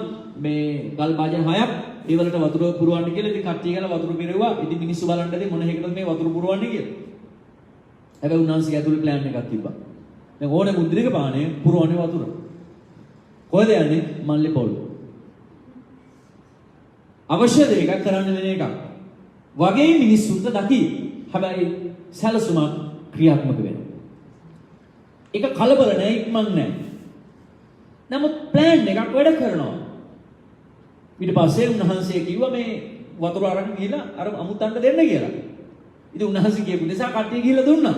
හැබැයි අමුත්තෝ කිව්වා වාව් කොහෙන්ද මේ බඩුව ආවේ කියලා. කලින්ට වඩා මෙව නියමයිනේ දැන්. වෙන ගෙවල් වල නම් කලින් ඉස්සල්ලා ඒවා දීලා පොඩ්ඩක් වෙනකොට බාලේවා ගෙල්ල දෙන්නේ. මේ ගෙදර එහෙම නෙවෙයි. කලින් බාලේවා දීලා දැන් හොඳම මුද්‍රික පානය අපිට ගෙනලා දෙනව නේද කියලා කිව්වා. ඉතින් උන්වහන්සේට වෙලාවක් උන්වහන්සේ කිව්වා ශ්‍රිය මගේ වෙලාව ආවේ නැහැ. මේ උදෑසන සමහර ස්ත්‍රී සමහර පුරුෂයන්ට සමහර තරුණියන්ට දෙවියන් වහන්සේ කියනවා මගේ වෙලාව ආවේ නැහැ. ඒ හින්දා කොහෙන් හරි ඔය කෙල්ලෙක් දැක්කම උස්සන් ඉන්න හදන්න එපා මල්ලි. රයිට්? වෙලාව එනකන් ඉන්න. එතන ප්ලෑන් එකක් ලස්සනට ක්‍රියාත්මක වෙනවා. නැත්නම් කලබල වෙලා වුණොත් අර කලින් කියපු දේ තමයි වෙන්නේ. රයිට්? ඒ නිසා දෙවියන් වහන්සේ කියන හබක්කුක් පොතේ දෙවෙනි පරිච්ඡේදයේ මම ඉක්මනට යන්නම්. හබක්කුක් පොතේ දෙවෙනි පරිච්ඡේදයේ 1 සිට 4 දක්වා බලන විට ලස්සන කතාවක් මෙතන කියනවා. ඉතින් මේ සමහර ස්වාමීන් වහන්සේගේ ක්‍රියාකාරීත්වයන් ටිකක් ප්‍රමාදයි වගේ අපිට දැනෙනවා. නමුත් උන්වහන්සේ මොනවද කියන්නේ? හබක්කුක් දෙවෙනි පරිච්ඡේදයේ 4 සිට සමා වෙනවා. 1 සිට 4 දක්වා. මම මාගේ මුරපල උඩට පැමිණ බලකොට උඩ සිටගෙන උන්වහන්සේ මට කියන්නේ මොකද කියාත් මාගේ පැමිණිල්ල ගැන මා විසින් මොන උත්තරයක් දිය යුතුද කියා දැනගන්නට බලා සිටින්නෙමි. ස්වාමීන් වහන්සේ මට උත්තර දෙමින් දර්ශනය කියවන්නා ඉක්මනින් කියවන්න පුළුවන් වන පිණිස ඒ ලෑලිවල පැහැදිලි ලෙස ලියන්න. මක්නිසාද දර්ශනය නියම කාලය දක්වා තව ප්‍රමාද වේ. එහෙත් එය බොරු නොවි ඉක්මනින් තීන්දුවට පැමිණෙන්නේ. එය ප්‍රමාද වෙතත් ඒ ගැන බලා සිටින්න. මක්නිසාද එය පසු නොබැස පැමිණෙනවාම ඇත. දැන් මෙතන කියනවා දර්ශනය ප්‍රමාද වෙයි. හැබැයි ඔයා ඒකෙන් තුරු බලාගෙන ඉන්න. ප්‍රමාද වෙතත් ඒ ගැන බලා සිටපන්. ඒක එන්නේ යනවා. ආමෙන්. හලෙලූයා. මම දෙවියන් වහන්සේගේ සැලැස්මට මගේ ජීවිතේ කැප කරද්දී මට අවුරුදු 21යි. 1996 ජනවාරි 22. හොඳ තරුණ කාලේ. දෙවියන් වහන්සේගේ ජීවිතේ බාර කරා. ඊට පස්සේ ඉතින් මම අනාගතයක් ගැන හිතුවේ නෑ. දේව කැමැත්ත වේවා එච්චරයි. ඉතින් මම කලබල වෙලා මේ ආරයා මට හොඳයිද මෙයා කසාද බඳින්න හොඳයිද කියලා සිලෙක්ෂන් වලට කල්ැතුව ගියෙත් නෑ. පාස්ටර්ට අනාගතය කියනකම් මෙයා පොඩ්ඩක් සෙට් කරගමු කියලා හිතුවෙත් නැහැ. සම්පූර්ණම දෙවියන් වහන්සේගේ සලස්මත ජීවිතේ බාර කරා. මම මොනවත් මගේ අනාගතේ ප්ලෑන් ගැහුවේ නැහැ. ස්වාමීන් වහන්සේ වෙනුවෙන් වැඩ කරගෙන ආවා. ඉතින් අවුරුදු 28ක් 29ක් වගේ වෙද්දි තමයි නිවසෙන් පොඩ්ඩක් ගෙදර ආය කතා කරන්න ගත්තා. දැන් ඔයාගේ කාලේ හරි නේද විවාහයකට ඇතුළු වුණොත් කියලා. ඉතින් මම ඊට පස්සේ තමයි ස්වාමීන් වහන්සේට යාඥා කරන්න අරගත්තේ. ඒක දිග කතාවක්. ඒක නෙමෙයි මගේ කතාව දැන්. කොමාරි මගේ විවාහයෙන් පස්සේ මම අවුරුදු 30 දී තමයි විවාහ වුණේ. ඉතින් 37 දී තමයි දෙවියන් වහන්සේ පළවෙනි දරුවා අපට දුන්නේ. ඊට පස්සේ මම දුවව නර්සරි දාලා දැන් උගන්නලා දැන් ඉස්කෝලේ දාන්න නර්සරියෙන් අයින් කරගන්න දවසේ මේ නර්සරි ගමන අවසන් කරන දවසේ කොන්සර්ට් එකට ගිහිල්ලා මම බබාව ගන්න ගිහපු වෙලාවේ මගේ යාළුවෙක් හම්බ වුණා. එයාගේ බබත් මේ නර්සරියට ඇවිල්ලා තියෙන. එයාගේ නෝනලු ගෙනල්ලා තියෙන. ඉතින් මං එයාව අඳුරන්නේ නැහැ. යාළුවා එදා ඇවිල්ලා කොන්සර්ට් එක දවසේ එයාගේ දුවව පුතාව ගන්න. එයාගේ පුතා. මගේ දුවගේ වයස. ඉතින් මං කිව්වා නියමයිනේ මේ බබාලා කී දෙනෙක් ඉන්නවද කියලා. මට එයාව කාලෙකින් හම්බුනේ. එයා මට කිව්වා මෙයා මගේ මේ දෙවෙනි පුතා මට තව දුවෙක් ඉන්නවා. දැන් එයා O level ලියන්නේ කියලා කිව්වා. මගේ දුවව ඉස්කෝලේ දාන්න හදද්දි නර්සරියෙන් අරගෙන මගේ යාළුවගේ ලොකු දුව O level ලියනවා. right? එතකොට හිතන්න ඔහුගේ විවාහයට ඇතුළු වීම සහ මගේ විවාහයට ඇතුළු වීමේ ગેප් එක කොච්චරද කියලා. right? මගේ දුව ඉස්කෝලේ දාන්න හදාද්දී ඔහුගේ ලොකු දුව O level ලියනවා. ඒ අවුරුද්දේ. O level ලියවා කියලා කිව්වා දෙසැම්බර් මාසේ. කොන්සර්ට් තියන්නේ කාලේ මේ නර්සරි අවසන් වෙලා. right? ඉතින් මේ හිතන්න. ඉතින් මම දෙවියන් වහන්සේට ජීවිතේ කැප කරාට පස්සේ මම කලබල වෙන්න කියන එක මේ කියන්නේ. උන්වහන්සේගෙන් බලාගෙන සිටියා. ප්‍රමාද වුණා. ඒකයි මේ ප්‍රමාදය ගැන මම ඔබට කිව්වේ. මගේ දුව ඉස්කෝලේ දාද්දි මගේ යාළුවාගේ දුව O level ලියලා. දැන් A level කරන්න ලෑස්ති. ප්‍රමාදය. නමුත් ප්‍රමාදයක් වුණාට මම දෙවියන් වහන්සේගෙන් බලාගෙන සිටියා. දේව සරස්මත් එක්ක ගමන් කළා. ඒකයි හබක්කුක් කියන්නේ ප්‍රමාද වෙදත් ඒකට බලා සිටනවා. ආමේන්. මොකද ඉක්මන් වෙලා ගන්න උරුමේ කෙලවරදී සඵල වෙන්නේ නැහැ. ඒක කල්ලාතු වැළුවනේ. ඒ නිසා සමහර දේවල් වලදී ඔබ ඔබේ අනාගතයේ වෙනුවෙන් වැඩ කරන විට ප්‍රමාද වෙන්න පුළුවන්. හැබැයි ඔබ ඉක්මන් වෙන්න එපා. දෙවියන් වහන්සේගේ සැලසුම ඔබ වෙනුවෙන් පිළියෙල කරලා තිබෙනවා. කී දෙනෙක් ආමෙන් කියන්නේ යනවද? හලෙලූයා. දැන් අපි මම අවසාන කොටසට එන්න යනවා. අපි දන්නවා මේ බෙත්ලෙහෙමේ එක සාගතයක් ඇති වුණා. මේ බෙත්ලෙහෙමේ සාගතය ඇති වෙන වෙලාවේ හැමෝටම ඒ ගැටලු තිබුණා. මොකද බෙත්ලෙහෙමට ඉඳලා හිටලා ඒ වගේ සාගත ඊශ්‍රායල් වලට ආවා ඒ කාලේ. right? හැබැයි ඒ කාලයෙන් පස්සේ අපි දන්නවා එලියාගේ කාලේ සාගතයක් ආවා. එහෙම නේද? ඒකට හේතුව අර ආහාර රජතුමා කලාව සමහර නපුරු ක්‍රියා නිසා අවුරුදු 3මාරක් වැස්ස හම්බුනේ නැහැ. හැබැයි දෙවියන් වහන්සේ මිනිස්සුන්ව ආරක්ෂා කළා. අර සාරපත් දේශයේ වැඳපු කාන්තාවට ප්‍රාතිහාර්ය වලින් කැම හම්බ වුණා නේද? ඒ වගේ දෙවියන් වහන්සේ මේ සාගතේ වෙලා මිනිස්සු රැකගත්තා. හැබැයි බෙත්ලෙහෙමේ ඊට පස්සේ ආය සාගතේ නිවා වෙලා වැස්ස වැහලා ශාස්ත්‍රීක වුණා. හැබැයි ඔබ අහලා ඇති රූත්ගේ කතාවේ මොනවද වෙන්නේ? මේක ඔබ දන්න හින්දා මම කෙටියෙන් කියලා ඉවර කරන්න. ඒක නොදන්න අය රූත්ගේ කතාව ලියා ගන්න පළවෙනි පරිච්ඡේදයේ රූත්ගේ කතාව පළවෙනි පරිච්ඡේදයේ 1 සිට 2 3 දක්වා මේ කතාව ඔබ කියවලා බලන්න. මේ එලිමෙලෙක් කියන මිනිසයා ඒ සාගතේ වෙලාවේ හදිසි තීරණයක් ගන්නවා. එයාගේ නෝනා නයෝමි එයාට කතා කරලා කියනවා අපි බෙත්ලෙහෙම අතහැරලා වෙන රටකට යමු. අපි පිට රටකට යමු. ඇයි? දැන් මේක මේ සාගතයක් ආවනේ. ඉතින් ඔය වෙන රටක ටිකක් හොඳට වහින හොඳ ශාස්ත්‍රීයකමක් තියෙන හොඳට ජීවත් වෙන්න පුළුවන් පහසුකමක් තියෙන රටකට ගිහලා ජීවත් වෙමු. දැන් මේ කාලේ ලාංකික කියොත් ගොඩාක් අය කියනවා මේ ලංකාව අතහැරලා යනවා නම් හොඳයි යන්නේ. වැඩක් නැහැ මේ රටේ ජීවත් වෙන එක කියලා. හැබැයි දෙවියන් වහන්සේ ඔබව භූගෝලීයව ඔබ ඉපදෙන්න සැලැස්සුවේ ශ්‍රී ලංකාවේ. එංගලන්තේ නෙමෙයි. ශ්‍රී ලංකාවේ. ඇමරිකාවෙත් නෙවෙයි කොහෙවත් නෙවෙයි ලංකාවේ. ඒකෙත් මේ ගුරු නැහැ. දැන් අපි ඉන්නේ ගුරු නැහැ. මේ අහන අය කොහින්ද දන්නේ. දැන් සාගතයක් ආවා බෙත්ලෙහෙම් වලට. දැන් මෙයා තීරණයක් අරගන්නවා. එයා හොයලා බැලුවා හොඳ රටක් බලපුවම මෝබ රට හොඳයි. මේ එලිමෙලෙක් තීරණයක් අරගන්නවා. අපි යමු මෝබ වලට. දැන් මහත්යා තීරණයක් කරගත්තාම නෝනට අකුල් වෙලන්න බෑනේ ඉතින්. ඉතින් මං හිතන්නේ නයෝමි මොන හරි කිව්වත් දන්නේ නැහැ. ඒක ගැන අපිට සඳහනක් නැහැ. ඉතින් මේ කට්ටිය මේ එලිමෙලෙක් එයාගේ භාර්යාව නයෝමි එයාට පුතාලා දෙන්නෙක් හිටියා. ඔක්කොම මං හිතන්නේ ඒ කාලේ වීසා අවශ්‍ය නැති වෙන්නේ නැති. මේගොල්ලෝ මෝබ වලට ගියා. ඒ සාගතයක් නැහැ. නියමට ඉන්න පුළුවන්. තට කාලා බීලා හිටියා. ඉතින් මොනවද උනේ කියලා ඔබ දන්නව නේද? ටික දවසක් යනකොට මේ එලිමෙලෙක් මිය යනවා. ඊට පස්සේ මේ නයෝමි තමන්ගේ පුතාලා දෙන්නත් එක තනි වෙනවා. ඊට පස්සේ එයා මොකද කරන්නේ? එයාගේ දරුවන්ට කසාද බඳින්න සලස්වන්න ඕනේ. ඉතින් එතන ඊශ්‍රායල් කාන්තාව නෑනේ පිටරටවල නේද?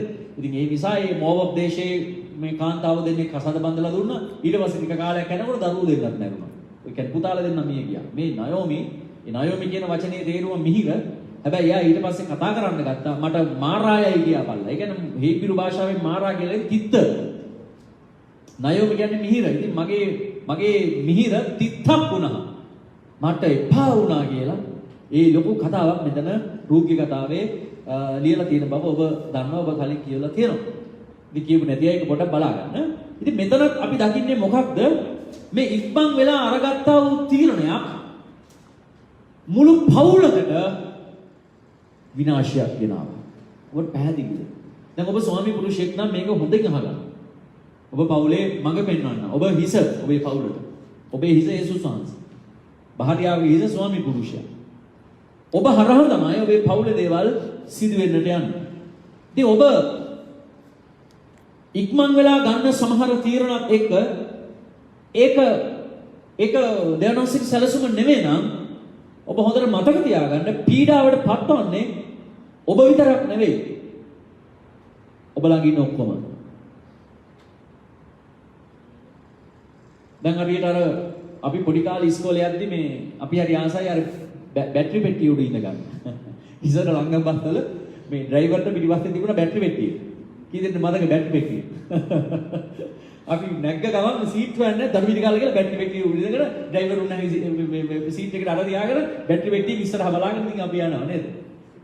ඒ යනකොට මේ ඉස්සරහා ගහලා තියෙනවා මේ අර හුලගෙන් ඉස්සර ෆෑන් AC මොකුත් නැහැ නේ CTV බස්වල නේද?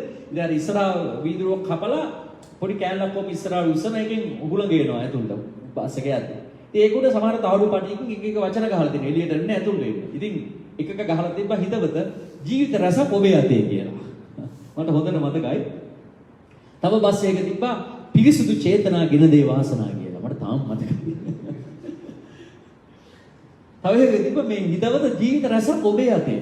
ඔව් නේද? මේ ඩ්‍රයිවර්ගේ අතේනේ බස් එකේ 100ක් ඉන්නවනේ ඔක්කොම මිනිස්සුගේ ජීවිත තියෙන. ඔබ දැක්කද පහුගිය දවස්වල මේ කවුද මේ මොකද ප්‍රයිවට් බස් එකක් මේ මිනිස්සයා මේ රේස් එක ඇවිල්ලා මේ ටෙලිෆෝන් කෝල් එකක මෙහෙම කරගෙන ඇවිල්ලා අන්තිමට බස් එක හොමෙන හැම හෙලට ගියා. ඔබ දැක්කනේ? ජීවිත කීයක් විනාශ වුණාද මේ ඩ්‍රයිවර් උන්නේ හින්දා? ඔබට මතකද යාංගල් මෝදර දුම්රියානතුද? මේ ගේට්ටුව අහලා දෙනකොට මේ ඩ්‍රයිවර් උන්හන්සේ බස් එක දාන්න ගිහලා 40 ගාණක් එහෙම කෝච්චියට යට වෙලා මිය ගියා. මේක මිනිස්සෙක්ගේ දුර්වලකම. එයාගේ තීරණ නිසා කී දෙනෙක්ගේ ජීවිත අමාරුව වැටුණාද? අනේ වගේ මේ පණිවිඩය අහන ස්වාමි පුරුෂයන්ට මම කතා කරන්න කැමතියි. ඔබ වැන්දපුවක් නම් ඔබ ඔබගේ දරුවන් සම්බන්ධව තීරණ ගන්න විට දැන් ඔබ ස්වාමි පුරුෂයාට පස්සේ ඒ කාන්තාවට නායකත්වය එනවා. ඒ දරුවන් ගැන තීරණ අරගන්න. මොකද වෙන කවුරුත් නැහැනේ. ඒ නිසා නම් ඔබ ස්වාමි පුරුෂයෙක් නම් ඔබට සම්පූර්ණ බරක් තියෙනවා. ඔබට ඒක මගහරින්න බෑ. ඔබ ඕන දෙයක් ඕගොල්ලෝ කරගන්න කියලා අතහැරලා දාන්න බෑ. දෙවෙනි ඔබ කැඳවලා තියෙන පවුලේ නායකත්වයට. නමුත් ඔබ මේ එලිමෙලෙක් වගේ පොඩි ප්‍රශ්න ගැටලු එනකොට වැරදි තීරණ ගන්නවා නම් ඒක ඔබේ මුළු පවුලටම වේදනාවක්. ඔබේ දරුවෝ මොනවා කරන්නද? මට මතකයි අපේ නිවසේ මගේ තාත්තා එක තීරණ කරගත්ත ඔය වෙලාවේ අසනීපලා හිටියේ. අපේ වාහනය එන්ජින් රිපෙයාර් එකක් ආවා. ඒ වගේම ඒකේ තහඩු දිරුවා. ඉතින් මේක ටින්කරින් පේන්ට් කරන්න ඕනේ, එන්ජින් හදන්න ඕනේ. ඉතින් ලොකු මුදලක් ඕනේ. ඒ වෙලාවට ලක්ෂ 1.5ක් විතර ලීසින් එකක් දැම්මා. ගෙදර ඔක්කොයි වාහනේ පුතයි දෙකම තියලා. ඉතින් අපිට දන්නේ තාත්තා තමයි ඔක්කොම කරන්නේ. අන්තිමට මෙයා ලෙඩ වුණා, මාස ගාණක් ඇඳ උඩ ලීසින් ගෙවා ගන්න බැරි වුණා. අපිට ඒ ගෙවල් ඔක්කොම නැති වුණා. කෙටියම කිව්වොත්. අපි ගෙවල් කුලියට ආවා. මට හරි දුකයි එළියට එද්දි. මම ඒ වෙලාවේ දෙවියන් වහන්සේට සේවය කරනවා. මම මේ පොඩි කාලේ ඉඳලා ඊටපු ගේ දිහා බලලා මම කොහෙද බලන්නේ ඊට පස්සේ මම උඩ බලලා කිව්වා ජේසුස් මේවා විතරයි දැන් ඉන්නේ කියලා. මොකුත් නැහැ. මට මතක ඇති කාලේ ඉඳලා ඒ ගෙදර හිටියේ. මම වාහනේ නැගලා බඩු ලොරිය වල පටවල යවලා අවසාන අපි වෑන් එකට නැගලා මං ගේ දිහා බැලුවා. ඒ වෙලාවේ ආවා වූ ඒ හැඟීම මට විස්තර කරන්න බෑ. සියලු දේ නැති වෙලා ගියා වගේ තමයි මට දැනුනේ. මම බැලුවේ ඉහළ ජේසුස් නේවා විතරයි. මට හොඳට මතකයි මම වීල් ස්ක්‍රීන් එකකින් මම වාහනේ ලෝගෙන ආවේ. මම වීල් ස්ක්‍රීන් එකෙන් අහස දිහා බලලා කව ස්වාමීනි ඔබ විතරයි දැන් ඉන්නේ. කිසි බලාපොරොත්තුවක් නැහැ. ඇයි? තාත්තගේ තීරණ අපිට ලොකු ගැටලුවක් ගෙන. හැබැයි දෙවියන් වහන්සේගේ තීරණ අපි ආශිර්වාද කරනවා. ආමේන්.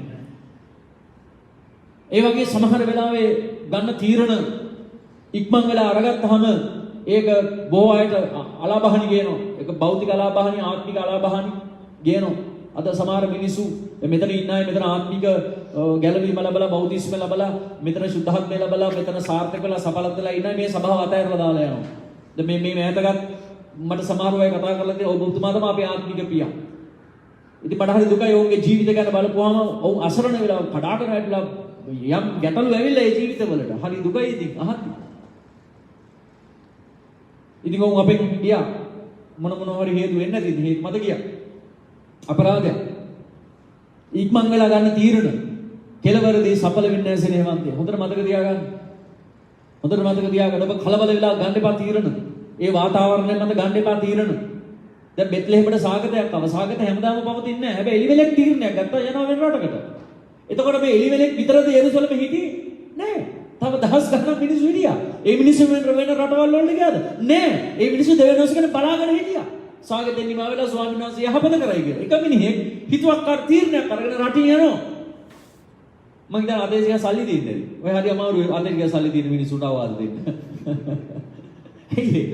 හේ මයිකා මයි පෙට්‍රල් මට ඕන දේ මම කරනවා. දැන් පිටරට යන සල්ලි නැති එක කොහොමද ඉන්නේ බෙත්ලෙහෙමද?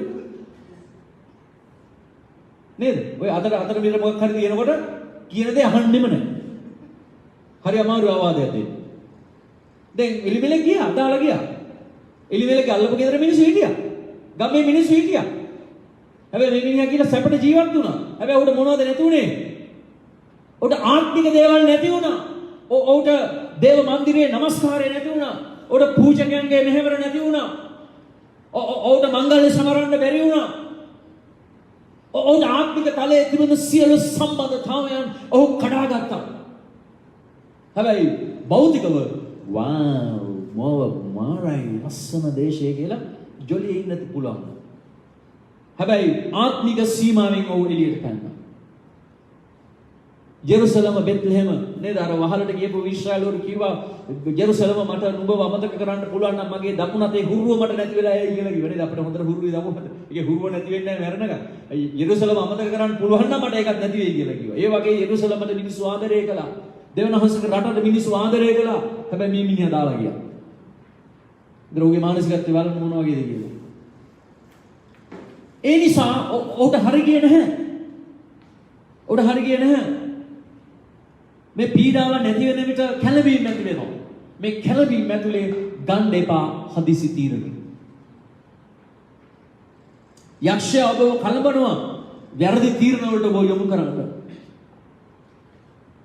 නමුත් ස්වාමීන් වහන්සේට ඔබ ගැන සලස්මක් ඇති බව හොඳට මතක තියාගෙන ඉන්න.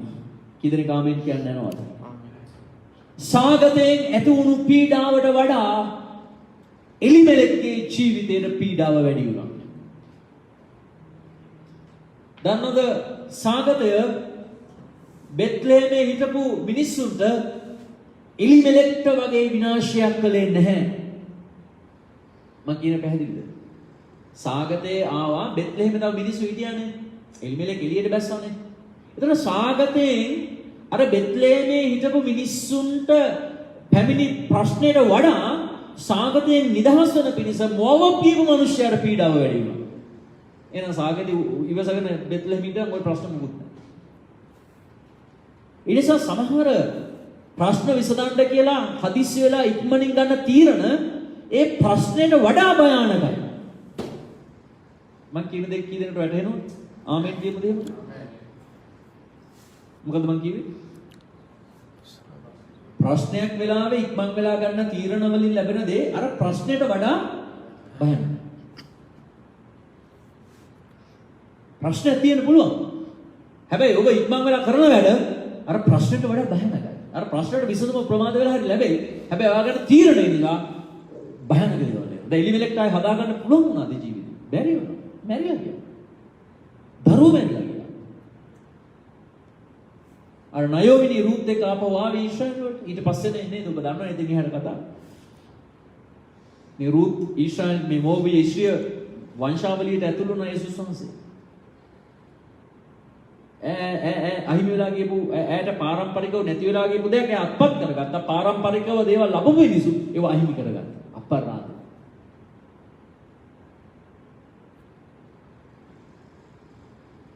එලිමෙලෙක් ඊශ්‍රායල් මිනිහෙක්. ඔව් බ්ලෙසින් එක නැති කරගත්තා. රූත් අන්‍ය ජාතික කාන්තාවක්. ඒ බ්ලෙසින් එක අත්පත් කරගත්තා. ඉතින් මේ තීරණ ඔබට මොනවද කරන්නට යන්නේ? හලෙලූයා. හලෙලූයා. ඉතින් මේ ආත්මික සීමා ඔබ පසු කර යන්න එපා. දෙවියන් වහන්සේ ඔබට සීමා දීලා තියෙනවා. ඔබට මොන ගැටලු බාධා ආවත් ඒ සීමා කඩාගෙන යන්න එපා.